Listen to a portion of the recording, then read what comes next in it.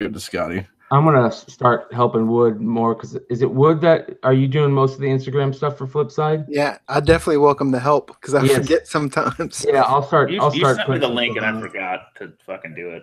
Yeah, All right, I got it. We're live, boys. Here we go. All right, boys. CBSI presents Tales from Flipside number 50, Big 5-0. Halfway to 100. We are halfway to 100. It's scary, man. Yeah. We are haven't done this in a while. What, 2 weeks, 3 weeks? Christmas break, holiday stuff. Yeah, New Year's Eve screwed us up last week. Yeah, it happens. But we're back. We got some big announcements. We are going to light this one up tonight. Everybody's got a camera tonight. We're living it up. We don't even got a Patreon, but it's okay. We all got cameras.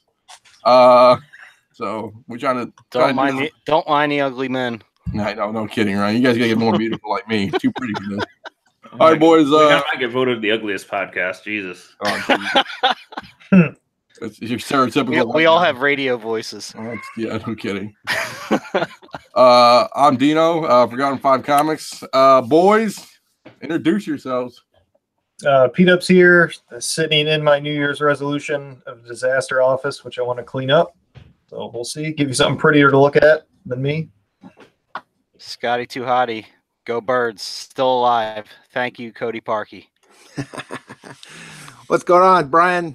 Simple Man's Comics. Got the new Flipside swag thanks to Scott and John Z. Oh, dang. What's going on, gents? Brian McClay. Wayne Gretzky rookie card quest starts tonight. Ooh. Nice. Ooh. John Z coming live from the pit of Comic Doom, so trying to get this straightened up. Yeah, I heard a kid in the dungeon. Is he the dungeon down there? Wailing in misery. I believe that is not mine. They're in Dilly. But I did move. I don't know if I've been on the air since then. I did move approximately 100 of the 150 short boxes out of my life. So wow, that's a pretty good win. Congratulations! Yay! That's 100 out of 150. So you only have 50 left. Yeah, something like that. Wow, good for you. Is it 50 good stuff or 50 still? Mostly better. I mean, there's some shit I just kept because I wasn't sure what to do with. That's cool. There's let's say, it's a lot of show boxes and then some stuff that I just wasn't sure I wanted to sell. You know, there were some runs of Spawn and just some of that weird stuff that I'm like, I'm just gonna hold on to it. Yeah.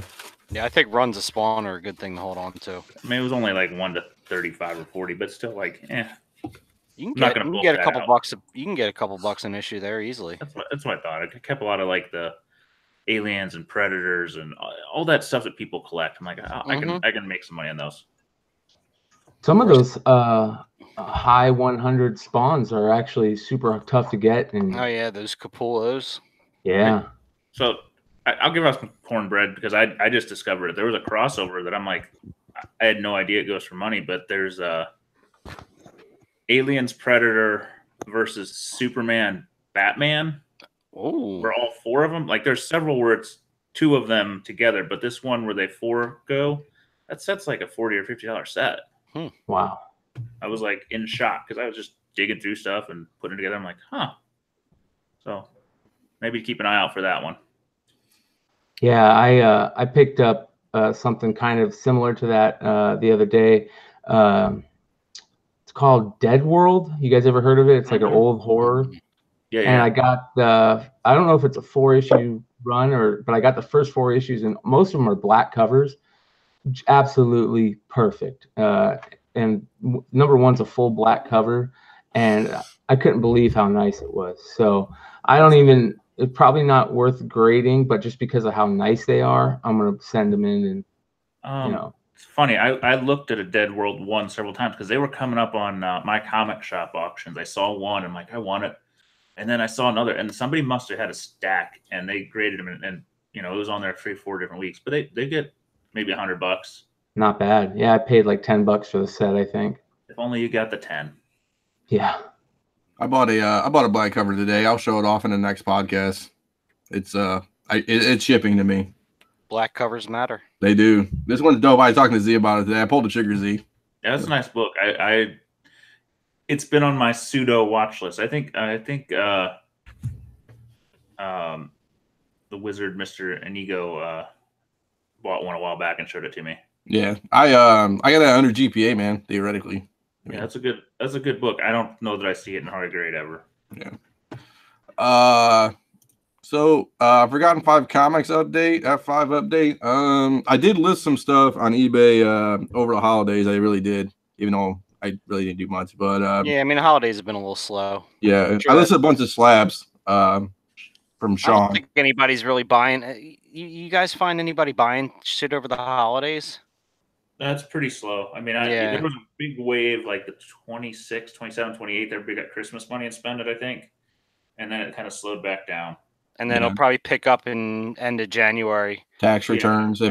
As long as the government gets opened. Yeah, so usually late February, March, you'll start seeing those run in. Yeah, that's that. Yeah, once everybody starts getting their tax refund, that's when you see a real huge uptick in sales. Yeah. We did pay for our booth at HeroesCon for next year. Oh yeah. That's so big. we'll be there. HeroesCon in what's it, Charlotte? North Carolina? Charlotte, North Carolina, June something. 17th? 14th through 16th, I think. Yeah, something like that. We booked our room. We didn't go hotel. We went Airbnb. Airbnb, yeah. Sleepy John is going to be sleeping with us. Yeah, Sleepy's You guys gonna got be some there. more room, or are you full? For like a con or just hanging out? Just hanging out. We got a condo. All right. Yeah, I'm seeing what the calendar looks like as we get closer. You have an air mattress? I'll sleep on the floor. I'll bring an I got an air mattress too. I think it's what is it? 2 beds we got? 2 bedroom or 2 beds? I think. I don't know how it works. And man. if you happen to bring a short box, maybe we'll throw it up for you. As long as Paul's not going, I don't think I could handle it. Oh, I'm not prepared to be immersed in the Paul's problems. Oh, buddy, you haven't lived until you were. Oh, dude, you gotta stay a weekend with Paul. It's I could do hilarious. adjacent, but I don't know if I could do the full immersion No, treatment. you have to, because you got to get the full experience, because it's constant. It is. It's constant. Like, he constantly amazes you. Like,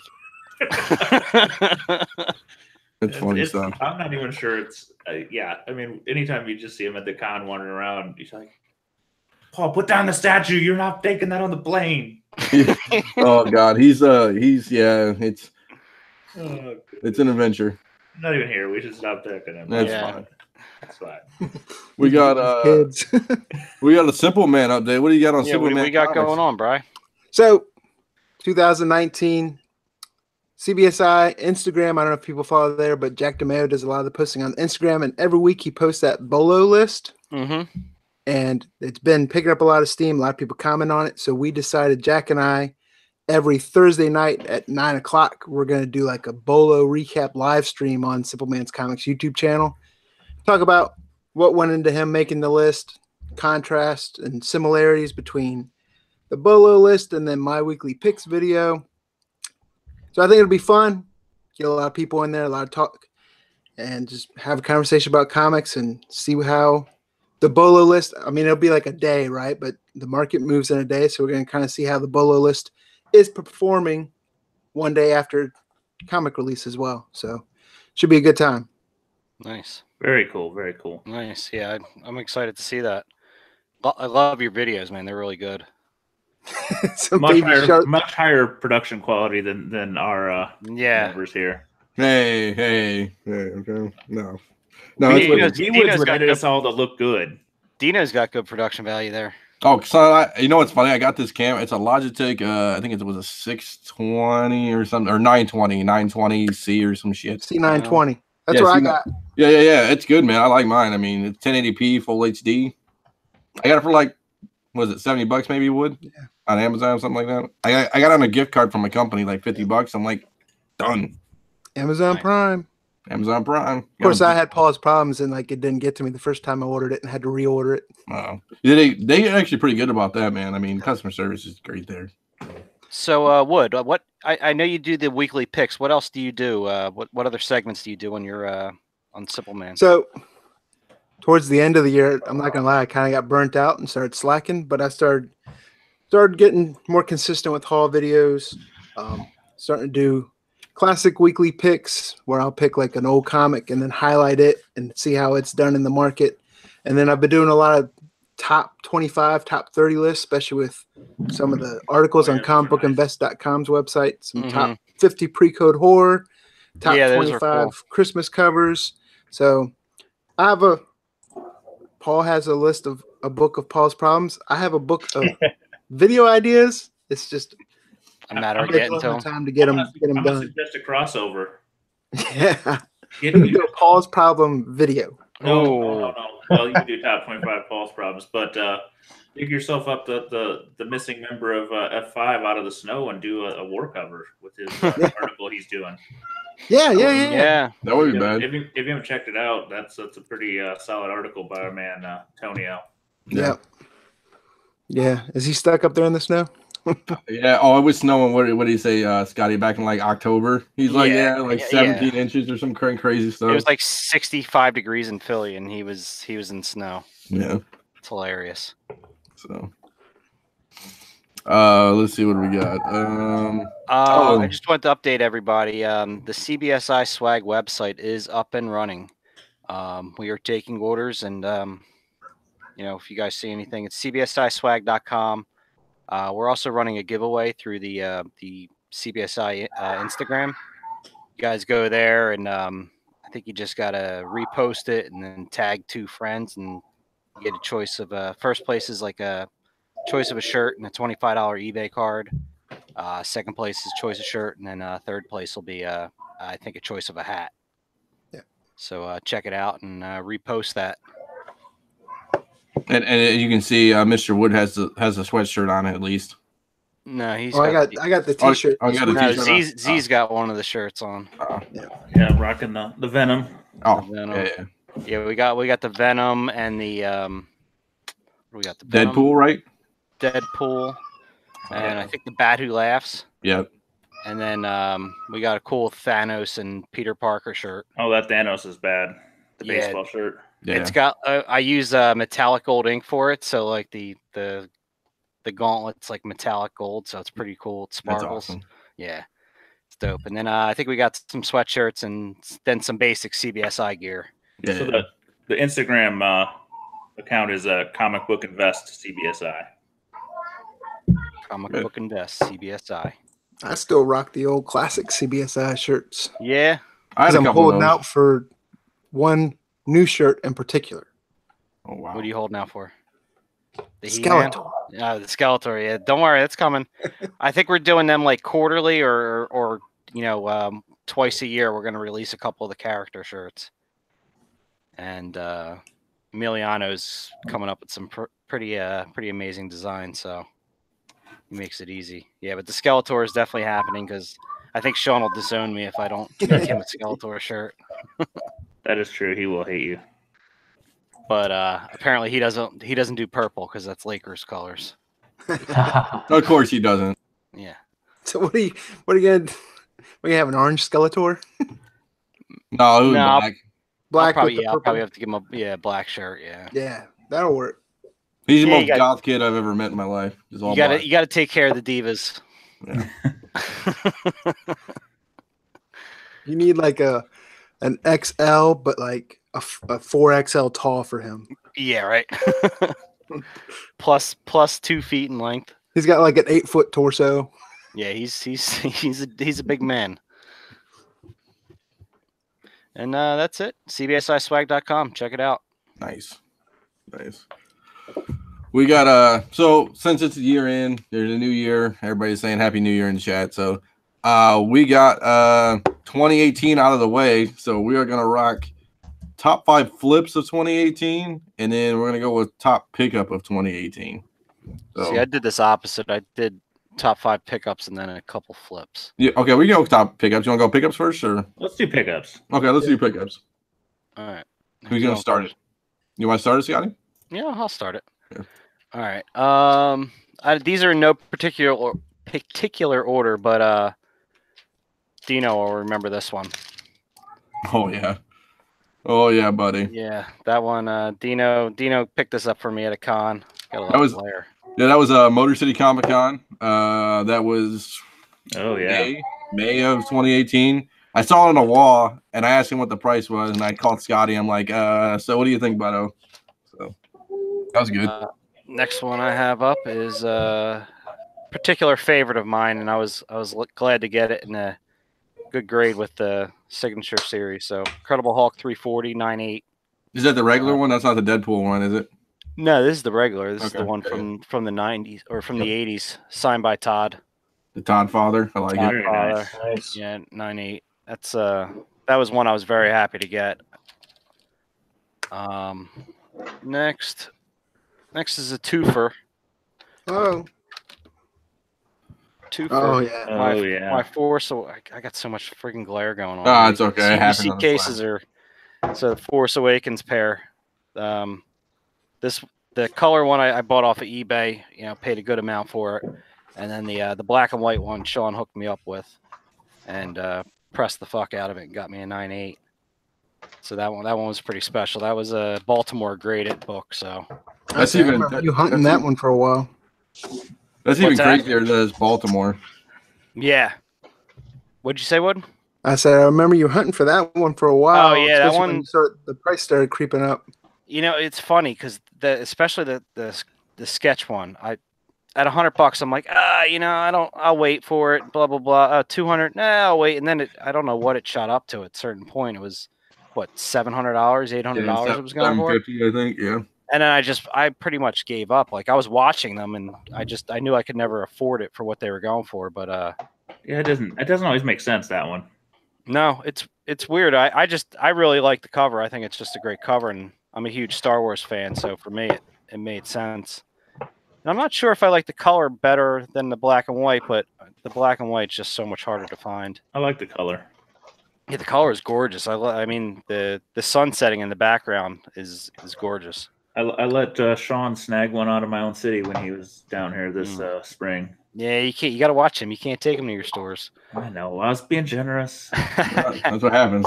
Nice guys for this last, man. And last but not least, this I purchased off of Ben C. Oh, I almost put that on my list this year. Yeah. So I bought this off of Ben, and then again had the master press it. So jealous. Wait, is that his raw one? Yeah, the one he had on eBay. Motherfucker. Why, you were gonna buy it? No, I just always talked about it. I'm like, eh. Yeah, I hit him up, and because you know what's funny is I was looking for some stuff. I was looking to fill my Mad Run, and he ended up having a couple of the books on there. And like I noticed that I was watching them, and I was like, wait a minute, Bolton, Massachusetts. I know who this is.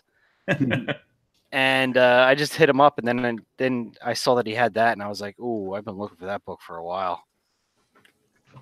But that's my top 5. It's actually yeah. Where's I thought the Granoff would make your top 5. Oh, the sketch. Yeah. That's dope too. Yeah, we talked, but I mean, yeah, we talked about that one. Yeah. Yeah, I guess that would be number 6 then. Number 6. Okay. Good. Yeah. Good. No. Start over. Go get it. Let's start over. Oh yeah, no kidding. Who wants to start next? I don't have top pickups because you know me, I don't have any pickups. I don't pick up stuff. Dino's all come off of Tinder. Yeah, that's how many pickups I got, dude. I'll go then. Okay. Let me present. All right. Okay, I got you. You're good. Mine are in no particular order either, but this is top 5 pickups of 2018, right? Yeah. Yeah. So, see if I can get the glare going also. I got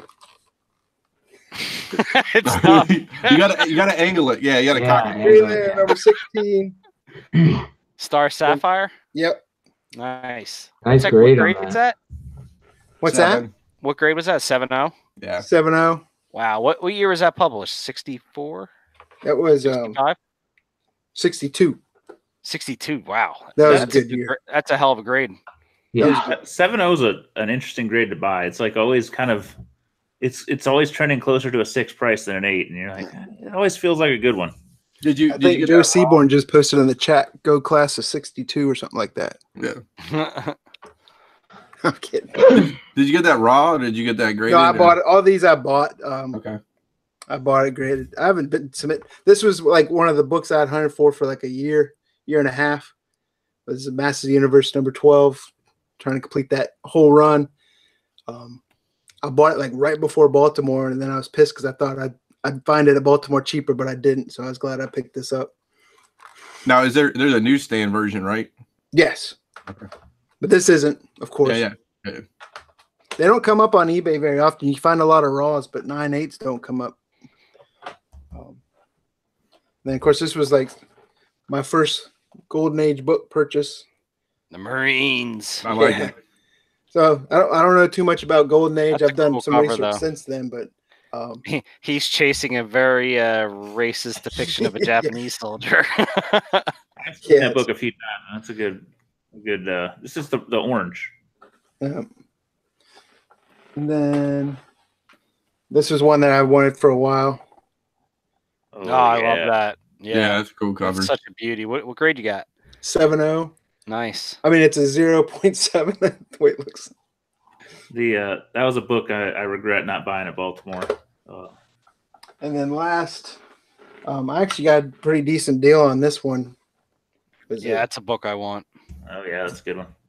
But I think I still pretty much, but I think I got this. I bought it graded from, was it David Adams? Yep, Okay. the card. Yep. It's like $650. That's a good price. Wally West, man, can't go wrong. No. But yeah, those are pretty much my top 5 pickups that I got in 2018. I didn't flip much. I haven't listed stuff in a while. I'm lazy. I flipped a lot of like the modern stuff that got hot, but not towards the end of the year. But cool. Oh, I lost him for a minute. That's okay. You want to go next, Z? You got a list there? You got a box? I can go. That's fine. Hold on. All right, so I didn't realize how long a year it has been. It's been a hell of a year, so I'm just going to present it. Yeah, you've been buying a ton this year. Oh yeah. And let's make sure, just so we know for future, is we're on video, so let's make sure we announce what we have for people on iTunes. Oh yeah. I definitely didn't say the books. That's okay. Sorry. That's okay. Getting used to this video thing. I'm gonna go chronological, I guess. Start of the year, got this in January. Big boy. Fire. Black Cat 50, 2.5, classic cover. Did you buy it, battery? Yeah. Okay. I mean, this was my 3rd copy. You guys saw me sell my first copy at IndyCon. Dude, you were crying, man. Dude, I tell you what, I got a great price then, and I could probably get twice that now. Yeah. That book has just been. I mean, I bought that one at the highest price sold, and now it's probably double. So it's pretty nuts. And I only know chronological because I hunted my eBay of what I bought. So gonna mix it up. Go with a modern variant, which I don't buy a ton of, but I bought this one. The Michael Turner Superman, Batman, 4 German Supergirl cover. Got a 9.8 qualified. Can't track down any of the blue labels, so we'll be happy with this. Are those the covers on those are like a super special type of material, right? On the German they're ones? very like glossy cardstock, so I don't think you can press them. I mean, I won't swear you can't do a little something, but they are not one that you can do a lot of damage recovery on. Next one. This is a book I've been hunting for years and trying to decide a grade and a price point and what do I want to pay. Wow. Silver Surfer #4, classic Thor Rainbow Bridge battle. I pulled the trigger on a 9.4 about 6 months ago. I was just watching the sales of some of the higher grades and they were all jumping, and this was just sitting on eBay, and I'm like, I'm going to grab it now. And then the next 2 or 3 sales were about 30% more. So I was happy on the timing and happy to grab that grade. I've been kind of moving my collection to things that are very hard to find or grades that are very hard to find. Yep. So when I bought that Batman 227, I was eyeing that book and I was about to pull the trigger on that book, and someone bought it because there was that one for a decent price. Yeah, and there's not many. That makes my decision easier. Yeah, I think I saw where 9.8 of that went for like 10 G's. Of what? Of that Silver Surfer #4. I honestly would be surprised it wasn't higher. Really? 10 G's feels like a bargain because the 9.4 is now trending in the high 2s. I guess maybe a 9.6 is probably trending at 5. Yeah, 10's probably right. So 2 more. I went with one off the wall pick because truthfully, I thought it was a myth and not a real book. Walker told me about it because he had missed buying one 3 years ago. So the only reason I actually knew it existed is he's like, I saw a listing one time. And it is the Wow. pick number 1 Ash Can edition. Supposedly 100 of them printed. It's really honestly like a proof print, so you can see there's staples on the outside. It's just a cardstock cover with staples here. It's not like bound or anything special. Pretty rare kind of item, I guess. So I remember did you buy that while we were actually recording a podcast, right? I did. I like freaked out. You could probably listen to about it episode 40 and hear me go, holy shit, and just kind of duck off for about 10 minutes.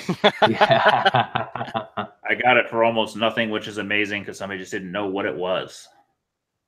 Because, I mean, if you look at Tick Ash Cans, there's probably 10 or 15 of them because NEC Comics tried different cheap ways to produce comics for years because they were just trying to get a product out at a reasonable price point, and it just is tough to do. So that one, while I have no idea if it's valuable or not, it hits closest to home because I've been, collecting Tick books since I got back in. So, and then the last one, most recent one I got last month I think is the Captain Marvel Adventures 18. Picked up a 5.0 that went fairly cheap at auction. Pretty happy to have it. Presents really well. Those you can see a video. The thing about this book and why it is so tough and grade beyond being from December of 42 is if you look on the back, and I've brought it up a few times since I got it to show you, it's got these cutout cards that kids would collect. I don't know what other issues it was on. I have no idea who it was. It's got Captain Marvel Jr. and Bullet Girl, but probably half of them I've ever seen are cut down the middle and cut off, which will get you a 0.5. 0.5, oh wow. So it's incomplete. Now, I did see one listed right now, which is unusual. I've not seen it before, where they just cut out the cards, but they left the surrounding material, and that got a qualified. So there's a qualified 2.5 up right now. Wow. And I'm confused if it's just because these were cut out and not the half page, but anytime the cover is missing, I think it drops to a 0.5 as an incomplete. Correct. So that's my year. Very nice. Nice. So you boys, my year doesn't look so good now. Yeah. So you boys convinced me to pull out some stuff. Hold on, let's see what we can do here. Don't worry, I sold a lot of stuff that hurt, guys. So here, this is my 20. This is one of them. Hey, there he is. Yeah, he loves it. Dino always talking about the pussy. Yeah, so about that. Okay, so I kind of went chronologically too. So I picked up Kid Eternity 15. So just a skull cover that I picked up. Pretty cool, I think. I mean, that's a good one. Can't go wrong with skull covers. Yeah, that's on my skull cover connection. Little Tomb of Terror. Very nice. Little Death. I like that one too. Actually, I picked this from my comic shop, so it's only a 1.0. It's pretty wrecked, but how many times are you gonna find a Tomb of Terror out there for? I mean, I got this for like pennies on $1. So yeah, buy it when you see it. This is my second one. So I picked up one a couple weeks ago, and I picked up another one. So newsstand, New Mutants 98. Nice. So this one's pretty clean. It might have 98 written all over it. So I picked up this one, little Doom Patrol. Yeah, Z's favorite book. Yeah, dude. It's a little beat. I would probably say it's a 4. I would think. I mean, it needs to get pressed. There's like a big line through it right here. But that one, I picked this up. Hernandez Brothers, Love and Rockets, #1. I love that book. Yeah, it's super clean actually. I don't know if I really want to grade it or not. Love that book. Yeah. It's not truly the #1, right? There's an Ash Can, right? That they black and white. Yeah, the black and white one. But I don't see too many high grade Love and Rockets #1. I don't know. I mean, I paid okay amount for it, so I don't think it's a bad buy. Yeah. This is the one Z was talking about. Oh, yeah, that's good. I like that one. What I figured out was there's like a chip in the back up here in the top corner. It's like some of the back covers missing. This I didn't see, but still, I got it for a good deal. So, and it's gotta look at the. Yeah, I gotta always look at the back. That's the book I was hunting because I thought the high grades were pretty sparse, which they are. Yeah. 9.6 just went for $1,200. I've only seen one other in the 9s listed, and one of our boys at Stranger Comics happened to pick that up. It was a CBCS 9.6 like a year ago for that's not too almost bad. nothing. No, I mean that's the only bad part about it is like this little top corner here. But I mean that's not a big deal. But I mean the front's like amazing. Yeah, if it presents really nice, it's all about how eye appeal. And then the last book I picked, or one of the last books I picked up was I picked this up this week actually. This week? Yeah, this week. This is a this week pickup. So it doesn't count then. I know. I just wanted to show it because it's Georgia Animal Steel from Detroit. I did pick up this boy, little slab. Nice. Little 9.6. God damn it, 635. So yeah, it's a beauty. Yeah, there's like a small tick in there, dude. It's like right in the corner, but it's like right there. Yeah. I don't know, dude. I think they all have one there. It's less than 1/16th, dude. I can't believe it didn't get 9.8. I don't see anything else in the back. Dude, it looks perfect. Press it and give it a shot. Roll the dice. Right? I mean, it can't get no worse than 9.6 theoretically, right? I'm kind of scared. I kind of want to like send it to Sean and like just send it to him so he can look at it before he crack it. No grader notes? What's up? No grader notes? It's got a tick. Yeah, it's got a tick, but Just no that? grader. Yeah. No grader notes. You know how it is. Was it waviness? No, I'm joking. The generic one they always put on every one of them. So fingerprints. Yeah, fingerprints. Yeah. That's Oh yeah. And then when I bought the Incredible Hulk, I got me a little the guy sent me a Gretzky OPC card. So nice. That was cool. Very cool. On my back. Yes, sir. So that's cool. So that's what that was my pickups of 2018-ish, I guess. So. I got a couple that I just pulled out close to me because I couldn't run upstairs real quick. But this is a book that I've been snagging as much as possible. I think it's got a lot of potential to get even higher than what it is now. It kind of blew up past couple of years, but it's DC Spotlight Comics number 5 or number 1. Yeah, and that's a double dose. Yes, first appearance of Dark Knight, Frank Miller's Dark Knight, and of course The Watchmen. And it was a freebie that they handed out. Most people already know about this, but it was a freebie that they handed out back in the day. Very, very tough to get into higher grades, but just a really cool book right in my wheelhouse. So I picked up this 9.6. This is my 5th or 6th copy. The highest grade I got before this, I believe, was like a 9.4. So very cool book. Very cool book. I have a 9.4. Next is something that has gotten a lot of play recently, and I picked this up because I believe during one show Paul had been talking about it, and I was introduced to it, and so I was on the lookout. And that's the Spider Woman Alpha 1 in 25. I regret not buying that book. Yeah, so was lucky to pull the trigger on it. Hopefully I didn't steal it under Paul's nose. No, you're good. I got to go find 2 more books. Keep going, man. Yeah, so it's a really cool book. Obviously the cover, and then this one I talked a little bit on the show, or at least I talked to the guys about it. I believe they only made 100 of them. It's the 1 in 1,000, I believe, but it's the promotional wraparound of Umbrella Academy number 1. Wow. That's a good book to have right now. Yeah, I got one of those too. Not that one. I got a different Umbrella Academy. I had to talk to you about it after the show. I don't know much about it. They got a couple variants. They got the Gerard Way variant, which is like a greenish color on the sides. They have the regular number 1. They have the free comic book day one, and then this one is in my opinion, the one to get. I know.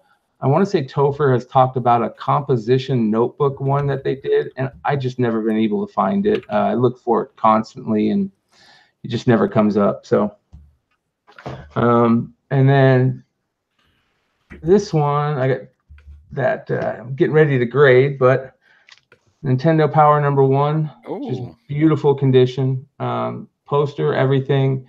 Getting ready to send it into the CGC. I'm gonna try and maybe have it pressed. I know it's hard to press these really thick magazine covers, but we'll see. Hopefully, I think the only one I've ever seen graded, the highest one I've ever seen graded was an 8.0. So this is, I think this is a book that's just got a ton of room to grow. Very, very clean, very hard to get in this condition. If you ever see one, and I believe we've talked about this, Matt has talked about it in the past. If you ever see one that says free sample copy, and it's in good condition, snag it, because it was one of the ones that they handed out. I can't believe how they handed it out, but they handed it out as a freebie, obviously, sample copy. And it's pretty darn rare, especially for an already rare book and high grade. This is the book to get. So, is it fair to say you see that #1 Nintendo Power #1 no matter what, buy it as long as it's not too pricey? Yeah, especially in high grade. I mean,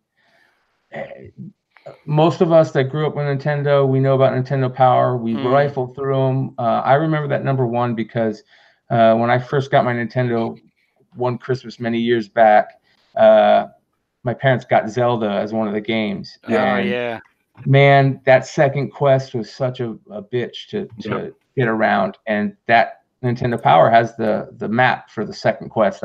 So we just ripped the poster out whenever we got it. So they all come with the poster. And then to follow on to Scott's Walking Dead #1, this one's getting ready to go to hopefully Sean here soon. And this was one of my biggest pickups of the year. I bought a complete run, #1 to the Sienkiewicz cover variants, so pretty recent. 170 about.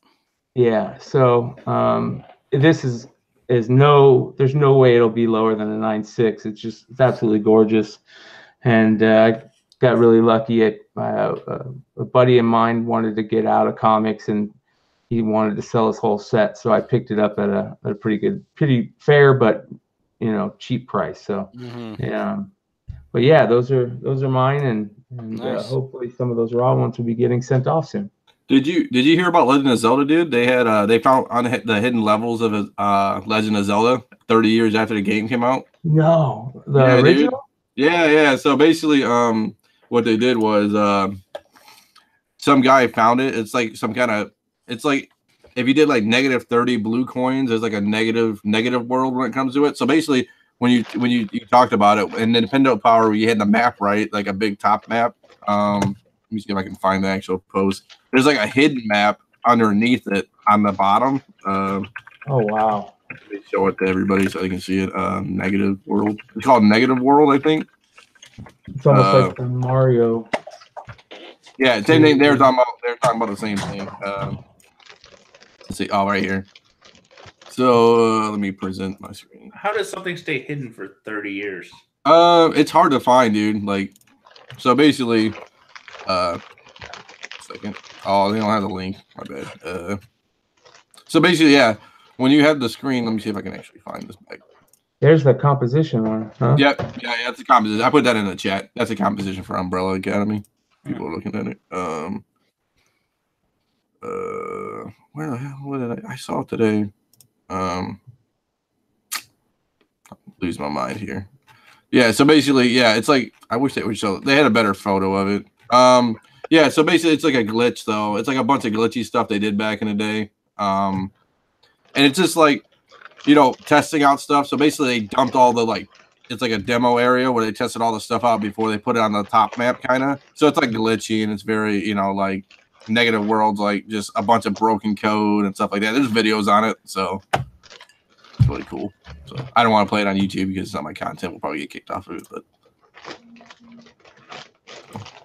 very cool. Yeah. So, Paul, buddy. Yeah, I know. I kept going back and grabbing more and more books. Paul's got a short box. He loves what he picked up in 2018. Z, was this 2018 or 17? Let me turn this other. Huh? This year. Yeah. So back when I won the Sean's Chamber of Chills on the Raz page, and then this was just crazy low price, but it's the We Can Never Go Home Chamber of Chills homage, and it's 9/8 signed, and Z sent me the link, and I snatched it up real quick. Oh, black cover too, man. That was a good deal. Yeah, it was a crazy good deal. This was a more recent buy.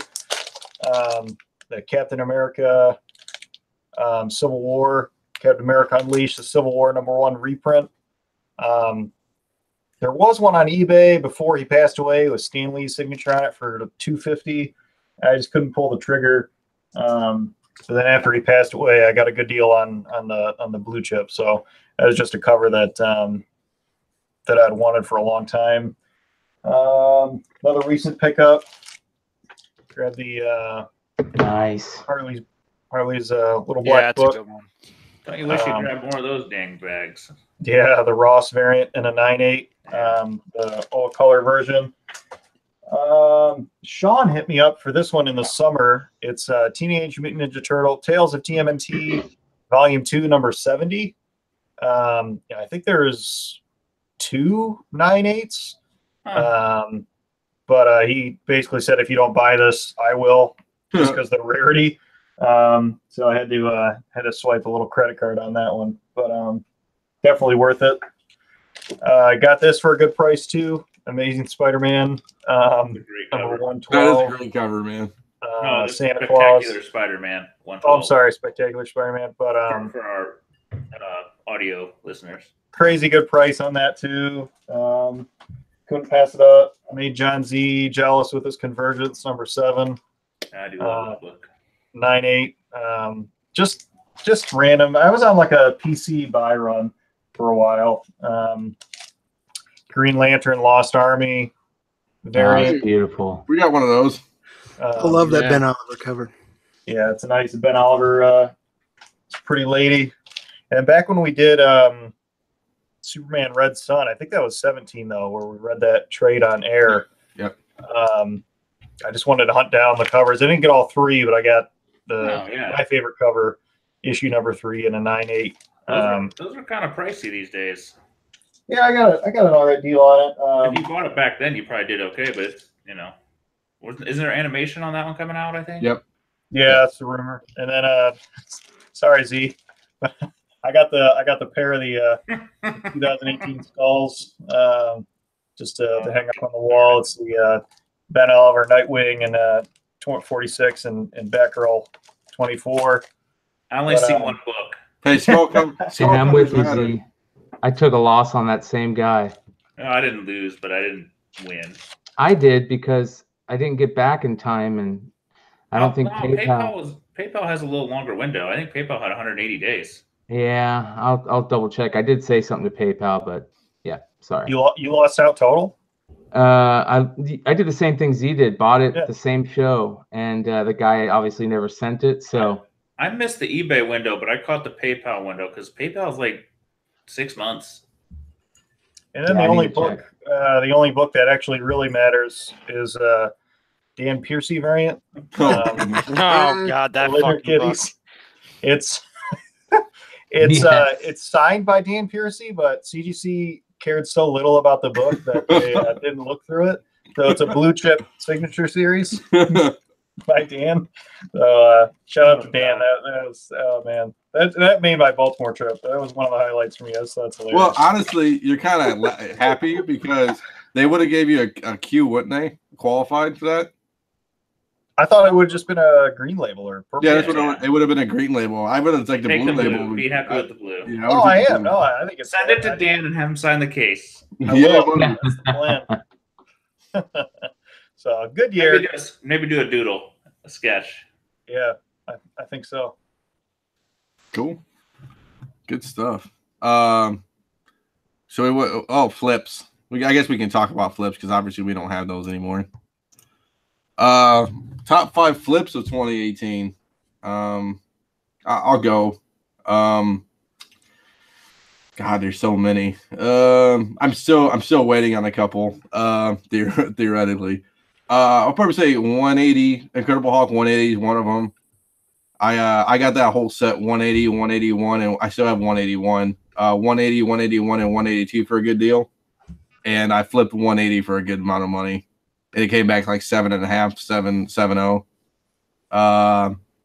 The biggest one, my top one is the Life of Captain Marvel, that Quesada variant, number 3. I bought those for $100 a piece when they came out, and they're the only 2 on my comic shop. I flipped one for at Baltimore for like around Baltimore time for like $650, and then I just sold another one today actually, or this weekend, for $455. So I made what, $1,000 roughly ish. Did you get that one reslabbed? Yeah, well, they fixed it. That's the one they fixed. The label was messed up. Error. Yeah, mechanical error. They took 20 weeks to get it to me as the price is dropping. So, but no, I made good money on those. I mean, all my other books, I mean, really, I mean, I can't even imagine. I had to go through our list. I don't even know what else I actually did, but that's the 2 notable ones that I know are big ones. So. Yeah, I had a similar year. A lot of grinding in little books, but my best 2 flips were House of Secrets 92. bought a beater copy for $80 at a show and sold it for almost $400. So that was a pretty damn nice flip there. And then an ASM number 4, the first Sandman. Yep. I bought a raw one a couple years ago for like $200, and then got it, pressed and graded, and came back a 4.0 and was able to flip that for 4 or 5 times what I paid. Yep. So that was about it. No, nothing major. I think I sold my Plastic Man a little too early. That's the one I regret. I guess we'll talk about regret. Maybe regrets will be. Yeah, I regret not buying it from you, fucker. Dude, oh man. I mean, I made money on it, but I don't know. I mean, I guess it's crazy right now. I don't even know what a 5.0 is going for right now. I don't know. I don't know if it's jumped or not. It doesn't sell often enough to tell. Yeah. So. Anybody else want to go? Anybody else have some great flips? I'll go. Okay. I'm more on things I guess I sold quantity of. I only had a couple real big flips, but I made some decent money on Spider-Man Noir. I beat the crowd on that and scored quite a few at $10 real quick before the news broke. The Edge of Spider-Verse 5 variant I made some money on. Believe it or not, I made some money on the Land 2 variant, even though it's still also one of my biggest regrets. Lost out some money, but I also made a shit ton too because I bought them, last year. And the 2 books I did best on this year, I bought a pair of Madhouse 22s, this first Sabrina Teenage Witch. Paid about $300 a piece. One at IndieCon, one at an LCS. Both came back 6.5 after Mr. Legg worked on them, and came close to 4K on the pair. Wow. So, did very well. Yeah, I'd say. Z stepped up his game in 2018. He did. He bought that big look. He's sipping Lagavulin 16 over there. I am sipping Maker's Mark. But the 43-year age barrel or whatever. Yeah, right. You got to sell some big books to buy some big books. That's all I yeah. got to say. You guys spend money, make money. You're right. My biggest flip was that collection. I've been. That's a grind, though, man. It is. It's been great and been miserable. Yeah. I mean, I always think about that. Like, I should buy a big collection. And it's just like, it's like not the overwhelming factor. It's just a grind. And you're like, man, you got to be committed, man. You get tired of it, man. I will take weeks to months off of it. And then I'll go back. Yeah. Yeah. When you look at those 50 boxes, you're like, oh, God. Oh, yeah. I still have too much. And I'm like, but I'm like, this is stuff I can sell versus just giving away. I'm sure your wife's happy to see 2/3 of it gone. Yeah, she's happy. It's fine. It's let's see if I can show you where it's at, I think. Oh goodness. Do we lose him? That's the Wow. His camera does not support motion. Yeah, hold on. We're on Blake's screen right now. He unplugged it. Oh. Okay. There we go. I'm back. I don't know. Too much data. You can kind of see him in the background. Yeah, in the back What? corner over here. Am I still off the screen? No. you're good. No, you're back. I got you. I had you present mode, but yeah, you're good. Yeah, I mean, it's nowhere near what it was. This whole freaking where I'm sitting was full last few months ago.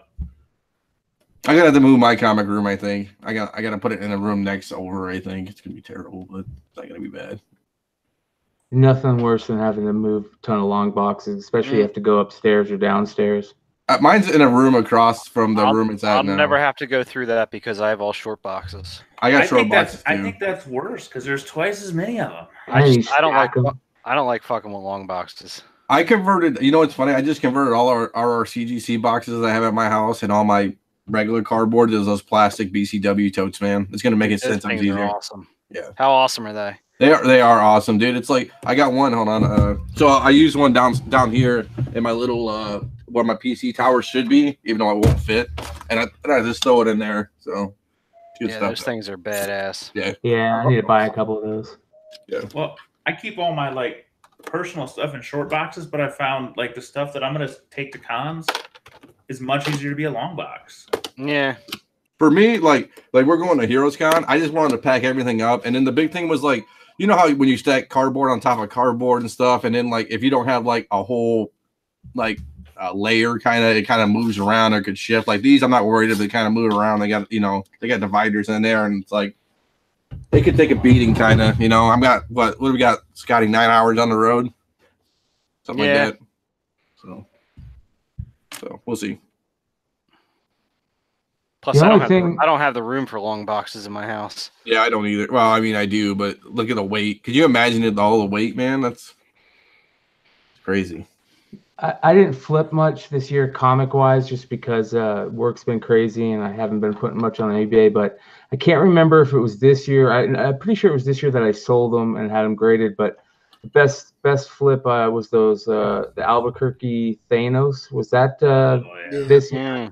Yeah, that was this year. I think that was a summer even.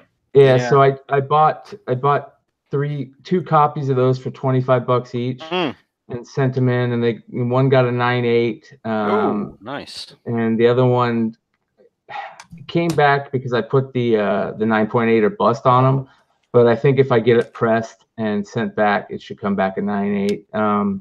So I'm getting ready to send that off, but I made some pretty decent money on cards. I was looking through some old monster boxes of old football cards that I had, and found a couple Tom Brady rookies. I sold two of the basic Upper Deck football Brady rookies.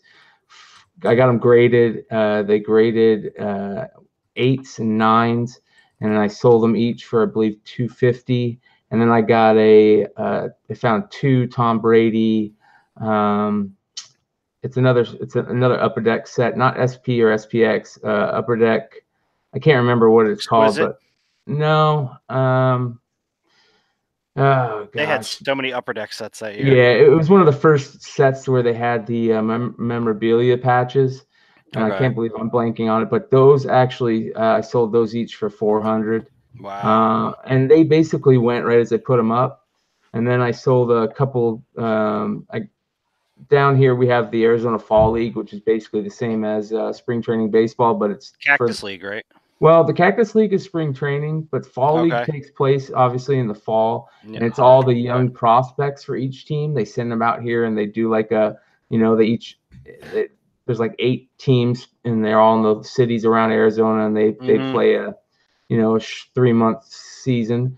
And Jeter was here back in like 96, maybe 95 or 94, and I got a ton of stuff signed by him, and obviously they were all rookie cards at the time. Was that Tom Brady a National Silver Pack? No, it was the 2008 playoff absolute memorabilia patches. Tom Brady game used jumbo patch. No, it was I'll tell you. Anyways, so I got a bunch of Derek Jeter autographs when he was out here, and sold most of them. Gave a couple to friends back in the day before Jeter was, became the, The King of New York. Yeah, the King of New York, and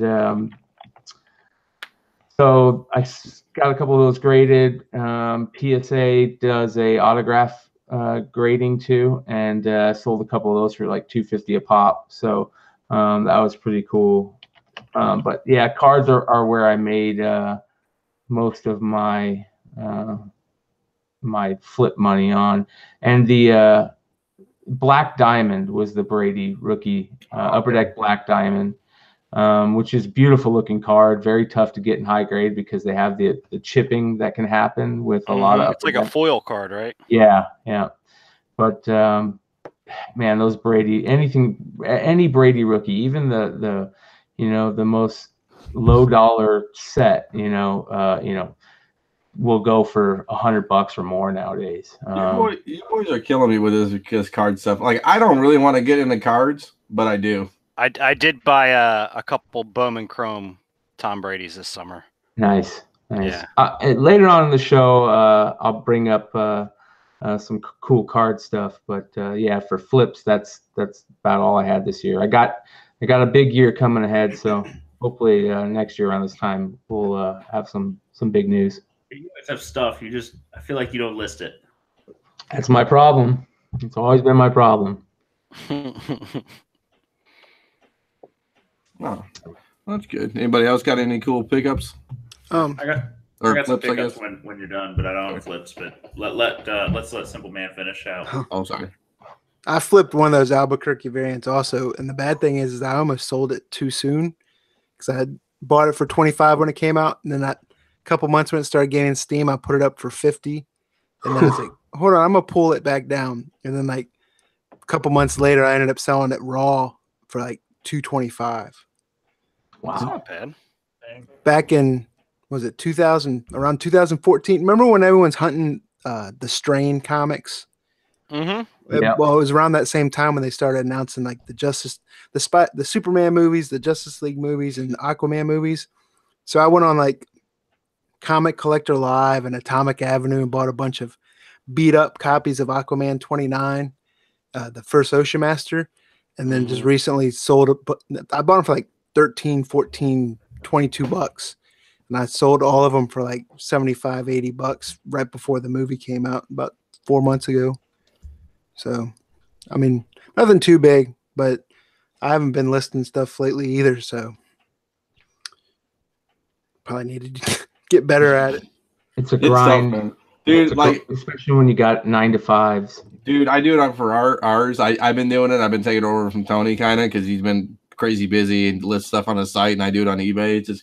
It's a grind, dude. Like, we were like 6 pages. Oh, that's what I did in 2018. So we were like 6 pages behind from like 50 listings a piece on 6 pages for our site to eBay. So we had like 300, 400 books that still needed to be hit on eBay. I'm up to like 2 pages deep, page and a half maybe. So that's what I kind of been doing. It's tough. It's a grind, man. It is a grind. But you guys, are we all done with this? I guess. I want to do a couple pickups for my my little hiatus, just because I got some cool random stuff. Okay. So maybe like 2 minutes, and then we can go on to a new topic. But dude. got these fancy video. I may as well use it. Yeah, might as well, bud. One I haven't shown off anywhere. I kind of set it aside and forgot about it. Is Ozzy got me a pretty cool book for Christmas. Believe it or not, my first Planet Comics. I have not owned one before. Wow. All the crazy things. It's number 54. Pretty nice condition, a little faded, but real nice shape otherwise. Great, good girl cover like all the Planet Comics run, so can't go wrong there. You know who did the cover? Truthfully, I have no idea. Okay. Didn't go that far. Another one. This is just one that I really dug. I showed this off on Instagram and the G Plus group, but can't get the reflection going. But That's fine. Spirit Comics number 9. I just have a thing for the green tone covers. Can't go wrong with some classic Eisner. So picked this up at a really 7.5, which is a really solid grade for 1947 book. It looks even nicer. Just got some little like chips missing out of the corners, but there's no color breaks anywhere. So it is really presents well. I was thinking I could resub it, but I don't think so after looking at the grades. A couple more. This one, shout out to Emiliano. Ozzy and I had 2 of the 9 O's in the census, which was the top grade. Emiliano at Baltimore scored himself a 9.2. Somebody else must have done it recently, and they put it on eBay, so I bought it because I couldn't handle the second place. So got this bad boy, the Mumo Rango 91, which is the ASM 300 Italian variant. It looks like the traditional ASM 300, except the background is all black, so it really pops. I think if any of them are better than the original, this is it. Hello, 949698 coming out soon. If you find one, I will be amazed. There's a couple reasons for that. One, it's Italian. Italians don't take care of their comics at all. 2, as somebody on Instagram said, even if you find a nice one, they don't apparently own cardboard in Italy. Every single one I've got shipped from there just comes in like a bubble mailer. Bag. Oh, goodness. Yeah, maybe a bubble mailer, but no cardboard. Usually not even a board. So, I mean, they just don't own cardboard in Italy. The 9.0 I got came from Germany, so that's a tip. If you order from somewhere but Italy, you got a shot. If you ever decide to sell it, let me know. The other problem is it's a cardstock hardcover. It's not hardcover, but it's cardstock thick stuff. So not sure you can really press it. You might be able to do some cold press to it, but Sean took a look at it and it's like, not much I can do with this one, man. So if you score 9.4, 9.6, 9.8, you got a miracle. That is a tough book. Damn good looking. I love the black cover. Oh, it is. I've been picking them up, and scoring a high grade's been impossible. I finally just sprung the money and bought it. I don't care. This is one I picked up a few weeks ago as well. Classic Neil Adams cover, Action 419 in front of the gray cityscape. Just kind of dig that look. Of all the books in the collection I bought, I kept all these kind of animated figures in front of cityscapes. I just love that gray tone look. Yeah, I like the gray tone. So can't go wrong with buying classic Neil. I think him and Steranko or the next ones are probably going to go up just because people realize Steranko's a beast. They're the last of the old guard. I didn't show that pickup. I got it framed, this Steranko, over the holidays. Oh, that's a beauty. And then one last one. Picked up a blue chip Silver Age. I don't buy much Silver Age these days because it's so pricey, but I got myself a Showcase 22. It's a 0.5, no back cover, but for the price I paid, I said I'll take that gamble. And the back cover the front cover looks presentable. It's missing a large chip, but the rest of the cover looks pretty good. Yeah. So we'll take it. So that's my couple weeks I missed while I was on hiatus and we were on hiatus. I think it's been 6 weeks that I've been off. Nice. That's cool. I like that. Well, that pickups goes into since I kind of showed cards and we were talking cards, we're going to talk about the Bryan Gretzky rookie card quest. It's going to be good times. I can't wait. Yeah. Say that again. Oh, Bryan Gretzky rookie card. The Bryan Gretzky card. That's right. How do you? So let me see here. I'm going to go ahead and screen share here in a second. But basically, I posted this on Instagram. I've talked about it on the show before. Talked about it with the guys quite a bit. One of my all-time collecting grails is the 79 O-Pee-Chee Wayne Gretzky rookie card. And I'm obviously a card guy, big hockey card guy, and can't go wrong with any Wayne Gretzky early O-Pee-Chee stuff. And for the people that don't know, Topps has been the staple of the card world, ever since they were, started out in the 50s. Yeah. So What they did is they signed some kind of deal with this Canadian printing company that did bubblegum up there also. If you guys remember, Topps was originally like a bubblegum company. And so OPG, they gave OPG the license to all their images, and OPG would print on a lesser quality cardstock and sell it to the Canadian market. And so 99% of the cards that are OPG are the same pictures, the same layout, everything as the American Topps versions. But OPG is known for, there's something that they're known for that I really dig, and it's one of the main reasons that it's going to take me a little bit of time, I think, to find the right one. But because they were made on a different type of cardstock, the edges of the OPG are kind of messy, and they're rough, right? Yeah, they're rough. So let me go ahead and screen share, and I'll do present to everyone here. Oh no, you gotta take everything off. There we go. All right, so this is obviously Wayne Gretzky. This is KSA is the Canadian version of PSA, and this isn't a bad price for this card. This is actually one that I'm looking at my watch list right now. If I had the money to buy it, I'd be buying it right now. This is the exact type of the price for audio. Yeah, right now it's $2,800. Buy it now. And for those of you that are listening, what I'm doing is basically showing the edges of the card. Now, the edges of the card, if you look at them, you can see they're kind of, it almost looks like they kind of tore it away. They have a little bit. It wasn't cut sharply. Yeah, it wasn't cut very sharply. And that's exactly what I'm looking for. There's OPG cards out there where the edges look perfect. I don't want that. I'm looking for OPG because of, you know, I don't know the word for it, but it has a little bit of personality with those sloppy edges. It's kind of like the Marvel chipping. Exactly.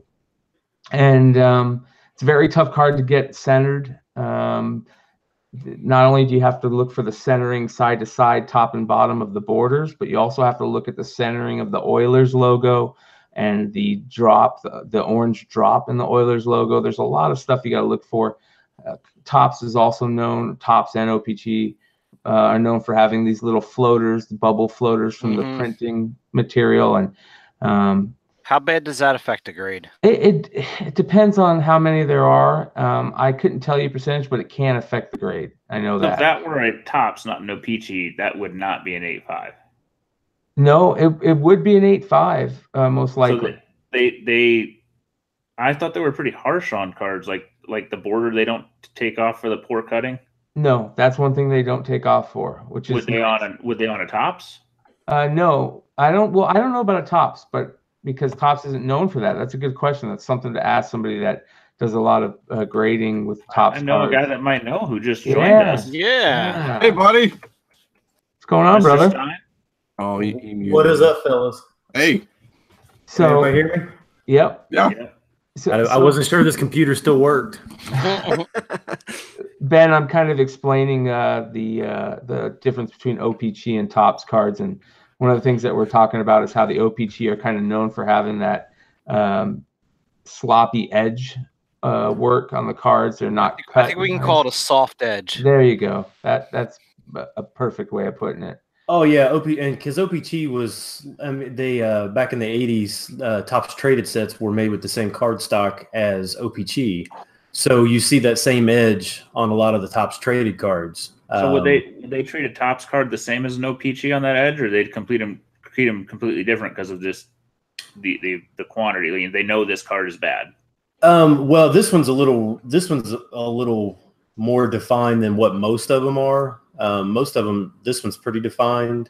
But like, even if you just kind of just do a search for like, I mean, like in the 80s, the Topps traded big ones were like, you could tell that it was different because it had like a white cardstock on the back rather than the Topps was like real kind of gray.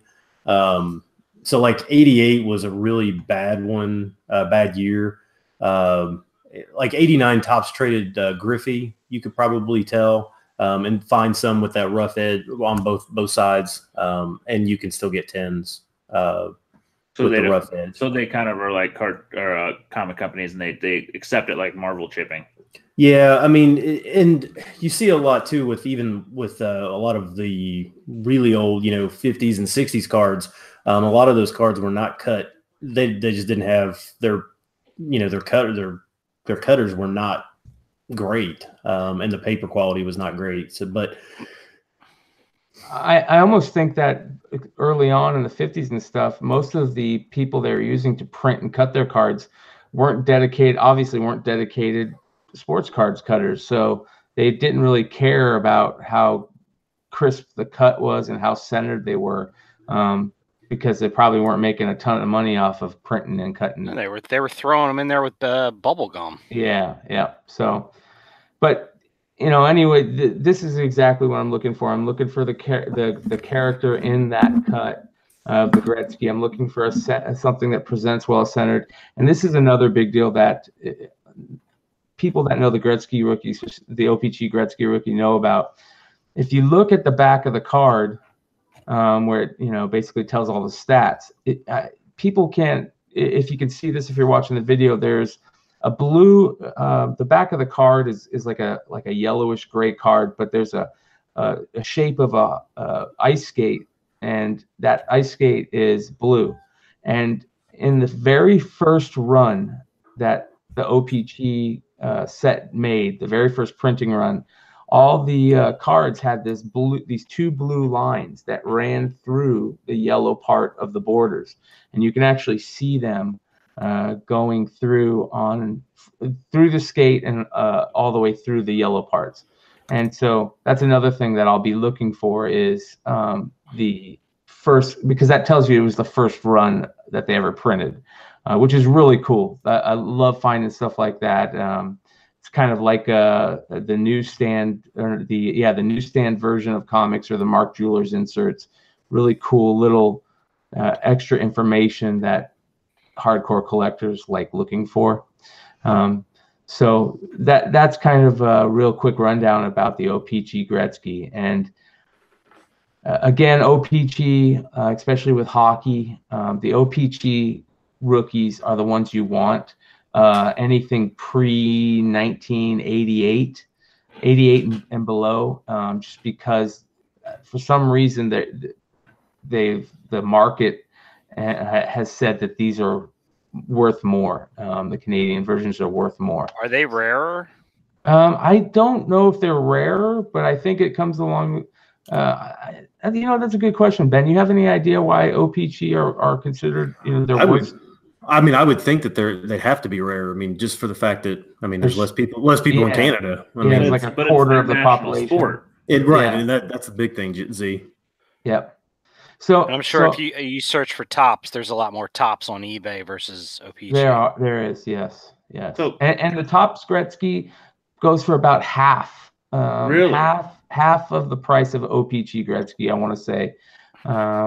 Maybe a little more than half, but I mean, it's still a great card to have. It's a wonderful card to have. So, but if you're going to get one, get the OPG. Yeah, look for the OPG.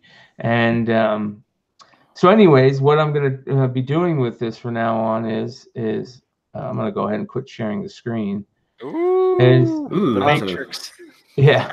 I'm going to I decided the quest for this card is going to be paid. The card is going to be paid for with the profits I make off of flipping comics and other things, toys, cards. So I have my eBay account. I just put up 6 items, and those will be the first couple items that start the quest. And every show I'll update as we go along what I got for what I have up there, what I paid for it, the whole flipping process. And I think that's kind of what our show is about, and what most people flip books for and cards, is because they're doing it to get other cool things. And that's in my opinion the best way to do this, to flip in this hobby, is you're doing it to get something cool that you've wanted for a long time. I I don't sell books to make money. I sell books to buy books. Exactly. Yeah. It's the fuel and addiction. We're all addicts. It's just how high level are you at this point?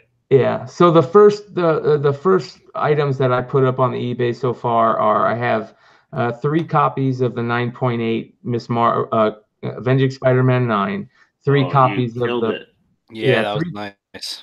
Three copies of the Avenging Spider-Man 9 preview in 9.8, a 9.6 Gamora Matina variant for Gamora #2. And then I just put up a couple of G.I. Joes, unopened G.I. Joes on there too. I'll be putting up quite a bit of other toys and stuff, and I'm going to create some type of spreadsheet. Paul has been gracious enough to give me a spreadsheet that he's used in the past, and I plan on trying to, tweak that a little bit to be able to use. So for all the listeners and viewers, that hopefully you can follow along. I'll be putting it on our Instagram account, and I think it's just something cool to see where it starts and where it gets to, and what you can do with this hobby and these hobbies and flipping, and it's why we do what we do. So just keep an eye out for it, and wish me luck. I think those Avenging Spider-Man are getting you pretty dang far. Yeah. How much do you think this Gretzky is going to cost you? I think if I can get a 7.5 or an 8, I'm thinking around $5,000 to $6,000 range. Wow. Yeah. That's a big boy. Good luck with it, man. I'm excited to see how long it takes. It's gonna be fun, and depending on how it goes, if I can get there, if it doesn't take forever and it isn't super hard to do, the next goal will be the equivalent of Gretzky in the basketball world, and then the Michael Jordan 86 Fleer rookie. No, you guys have been tempting with that one, man. I don't know. That's right up your alley, Z. I'm a Northern Indiana guy. It's close to me. Oh God, I'm like, if I do that, it's like opening the floodgates. So I'm a little worried. Why don't you buy a It's a slippery slope, Z. Why don't you buy a Bird rookie card? Larry Bird, he's from Indiana. Come on, man. Well, that's a very cool rookie card if you're going to buy it. Magic Johnson, right? Yeah, it also includes the Magic Johnson rookie card on the same one. So that's another major key rookie to get. Very cool card. It's one. Now, is that rare. worth twice as much because there's 2 guys, or is it just still like what?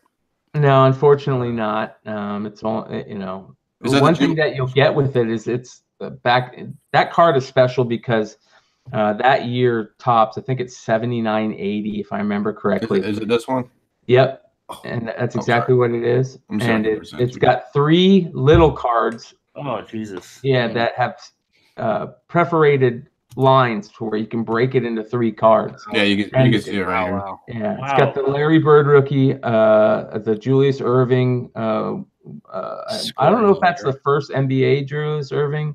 I can't remember when the ABA went to the NBA, but it's an early Julius Erving NBA card, and it's that's in the middle, and the Magic and the Bird rookies are on both sides. And that's a hell of a card. Yes, beautiful card. I've actually seen that in a really cool situation where it's on the back of an unopened pack that somebody found and left it sealed and got it graded. And nice. Yeah, so it's and you can find some cool stuff going down this rabbit hole of collecting. I mean, it is cool. $5,000 cool. Yeah. So yeah. Yeah, I don't know, man. That's my thing is, do I want to jump into sports cards that big? I mean, this one's 600. I don't even know if this is. I don't even know if this is legit. I have no idea. My biggest concern with sports cards, and I guess it's more with active players, it's like you invest in them and then you hope that they continue to do well. Carson Wentz. If they don't do well, you're kind of screwed. Carson Wentz. Well, it's also. I ain't worried. Dude, I'm not worried. It's also low. How does the next generation feel about our heroes? Yeah, Jordan, you're probably safe, but some of these other people who I feel like the greatest, but like honestly, do you think it's still wise to invest in Jordan and like Brady, like at the prices they're at now? Like, still, I think still a pretty good investment. For some cards, yeah. I think the Jordan is always a good investment. I think Jordan is Jordan. He's different. Jordan's the AF-15 of Probably. basketball Sports cards, probably. Yeah, it's one of them. It's up there. Well, you know, and it's like the same thing as like how many people back in the 90s were collecting Mark McGwire, Sammy Sosa yeah. rookies, and now look, you think I don't know how has it gone down since? Oh, big time. Yeah, they've dropped. Remember that McGuire Team USA one was huge for a while. Yep. Was that 85? Yeah, I think so. 85 tops traded. There we go. So I think that's one of the traded sets that Ben was talking about. I can't get into it, dude. I just it's another rabbit hole, and I feel like it's gonna take me a year to finally figure out what I'm doing, and it's just. I'll tell you what, I bought this in the summer, and it finally came in redemption. Nice. That's cool. Here, let me. And I'm a Giants fan, so I'm a little jealous. I went to Penn State, so. Nice. Beautiful. Those rookie tickets. Oh, dude, this thing. Yeah, playoff rookie tickets are. It's serial number 21 and 25. Yeah. Those are the cards. The Brady playoff rookie ticket is ungodly expensive. Super expensive. Isn't it like 12 grand? Yeah, I think it's more than that now. Oh yeah, I think it is. I think it's more. Actually, I think it's funny. I was looking today and saw a Mahomes rookie. It was a 1-of-1 with a Nike swoosh patch on it. But it just sold like last week for 10 grand. Oh wow! You could have got that 4 months. You could have got that 4 months ago for 1,000 or 500. Yeah, that's what's wild. Like, I mean, what if Mahomes has a bad year? I mean, are these people going to dump? Like, it's probably the same exact thing with the comic market. Like, there's going to be times to dump and times to hold. And so I guess since we have 2 card guys on finally, do you guys buy like every rookie that comes out theoretically? I guess how does that work? No, you'd be spending too much money. Really? Yeah. You just gotta pick and choose. Yeah. I pick. So here's what I do. Just Ben McDonald rookie cards. I get the cards. I get the guys obviously that I grew up liking. I get the cards that look cool. I like layouts on certain years. For example, one of the best layouts for hockey cards ever, I believe, is a 6970 OPG. And if it's got a cool layout and you get the stars in that year, that's something I get. But I think it's all about how you collect. I think we talk about it a lot on here. Collect what you want. Collect what you enjoy. But I mean, for like making money. So like this year, right? Nick Bosa is going to probably go number 1, right? Theoretically. Do you grab a Nick Bosa rookie or Rashawn Gary or? Defensive players usually don't sell for much, even though they could be the best players in the league. Quarterbacks and running backs, right? Yeah, you're gonna look for Dwayne Haskins probably. Yeah, is that what it is? Yeah.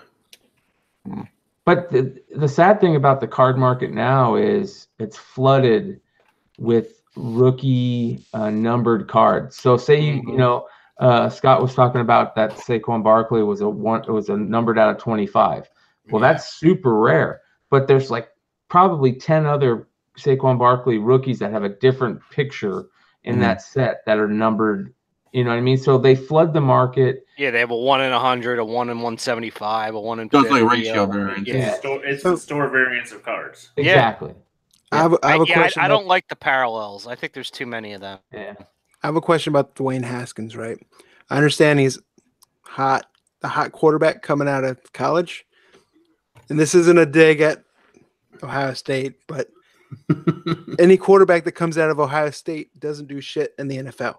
Correct. So from a card collector being a hot prospect, is it kind of like a buy and flip now, or do you think you hold it, or what? I'm saying where does the value come from? Is because he's the hot draft prospect coming in, or do it's hard to buy and flip cards the way we do with comics. I think most people, the way they do it with new issues sets is they do case breaks. I see that a lot. They do group case breaks where people will buy a case and then, open every box in that case and you'll get so many inserts and numbered cards, and you're just hoping to pull that, that diamond. And then that's how most of the cards get put on eBay. It's not about buying and flipping, buy low, sell high. with 90% of the card market. It's Yeah, about a lot of us getting lucky.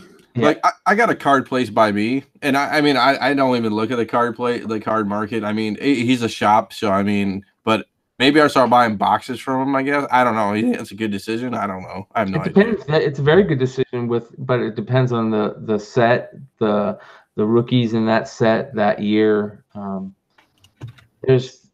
There's a lot of money to be made, especially in basketball right now. It can't take up that much money, man. That's how I look at it, right? With the Luka Doncic and the guy out of Arizona and stuff like that, the basketball card market right now is on an uptick because those cards are selling pretty high, and a lot of people are breaking cases on those right now as we speak because they just came out. And if you can get if you want to dabble and experiment, try and get it on a case break. Okay. There's a lot of people that do it over the internet. A lot of people do it on the PSA forums. I've seen people on Instagram doing What's a them. case cost? It Depends on the product. Yeah, Ben would know more. Yeah, which is funny. That product I was talking about with that Patrick Mahomes. I think you can buy a 2-box. I think this year you can buy a 2-box case. It only has 2 boxes in it, and it's only got like 1 pack, I think, per box. Yeah, and it'll probably be $1,800 for a case. Oh wow! So, but they're big hitters. You're only getting big hitters in that pack. oh yeah, I mean, so you're buying the variant packs of the sets almost. yeah, I mean, your risk reward is big. I mean, some of these, Topps, case might have 10 boxes in it, but you're only going to spend $30, $40 a box or $50 a box. But you're also the odds of getting that card that's going to be worth anything big is, there might only be 2 of them out there. Yeah, you might only get 2 big pulls in a box, and yeah, when we say big pulls, it's basically a rookie and an autograph and a memorabilia. You get one of those per box. If you're, and if you're lucky, you get a super hit. Like I got so my shop has a 1933 is it Gowdy, a Babe Ruth 144 like a PR1 for 1,600. I don't know. I don't mess around with some of those because they're very easy to be. Depending on who graded them, they're very easy to be counterfeited. Like you got a Pat LaFontaine 84, 85 OPG. I don't even know what grade is this. I don't even know. It's 85. He got it in Gem Mint 10 for 485. Gem Mint 10 OPGs are hard to get. Yeah, you got the same reason we were talking about. They're poor material, poor printers. I should show this to Sean. He got a rookie Gem Mint Marcus Allen for 450. I mean, he's got cards and stuff. I don't know. I don't know. It's if you've not ever dealt with it, it's a lot of reasons. Oh, I don't even want to look at a CBY card. My cousin. CBY, oh god. I don't even want to look. My cousin's been trying to find the. Is it a Lindstrom, Eiserman? Yeah. It's are you talking about the 3 card with all their autographs? Yeah, my cousin's been trying to find one of those for years, that at a decent price. I mean, right now, there's a Stevie Eiserman. I don't even know, SGC Authentic A. I don't know what the hell it is. It's autographed. It's at 145. Topps rookie 49. Well, SGC is actually CGC. Oh, is it? Okay, here. I can screenshot this. I don't care. It's basically what. Yeah. Here we go. So it's like it looks just like CGC's old case too. Yeah. So it's SGC A Authentic. Signed, obviously, and then I've never seen those red label SGCs. That's crazy, Ben. Have you seen those before? The red labels? No, and it says authentic. So I guess that's how they're doing their autographs, kind of like the PSA DNA or whatever. Yeah. But it's not great. It's just an authentic. I'm surprised PSA hasn't sent them a cease and desist because it almost looks like a PSA label. It looks exactly like it, other than the hologram. Yeah. You think it's super rare? I don't even know. I have no idea about this. No, that card isn't very rare. It's cool that it's autographed, and it's pretty off center. Again, it's a Topps card. I would stay away from 84. Is that 84? I think Topps. What, and when you say off center, you're saying I wish I could from left to right. Left to right. White border. The white border on it. It's not even, right? I see. That's the other term. I look at cards and like here. I don't even know.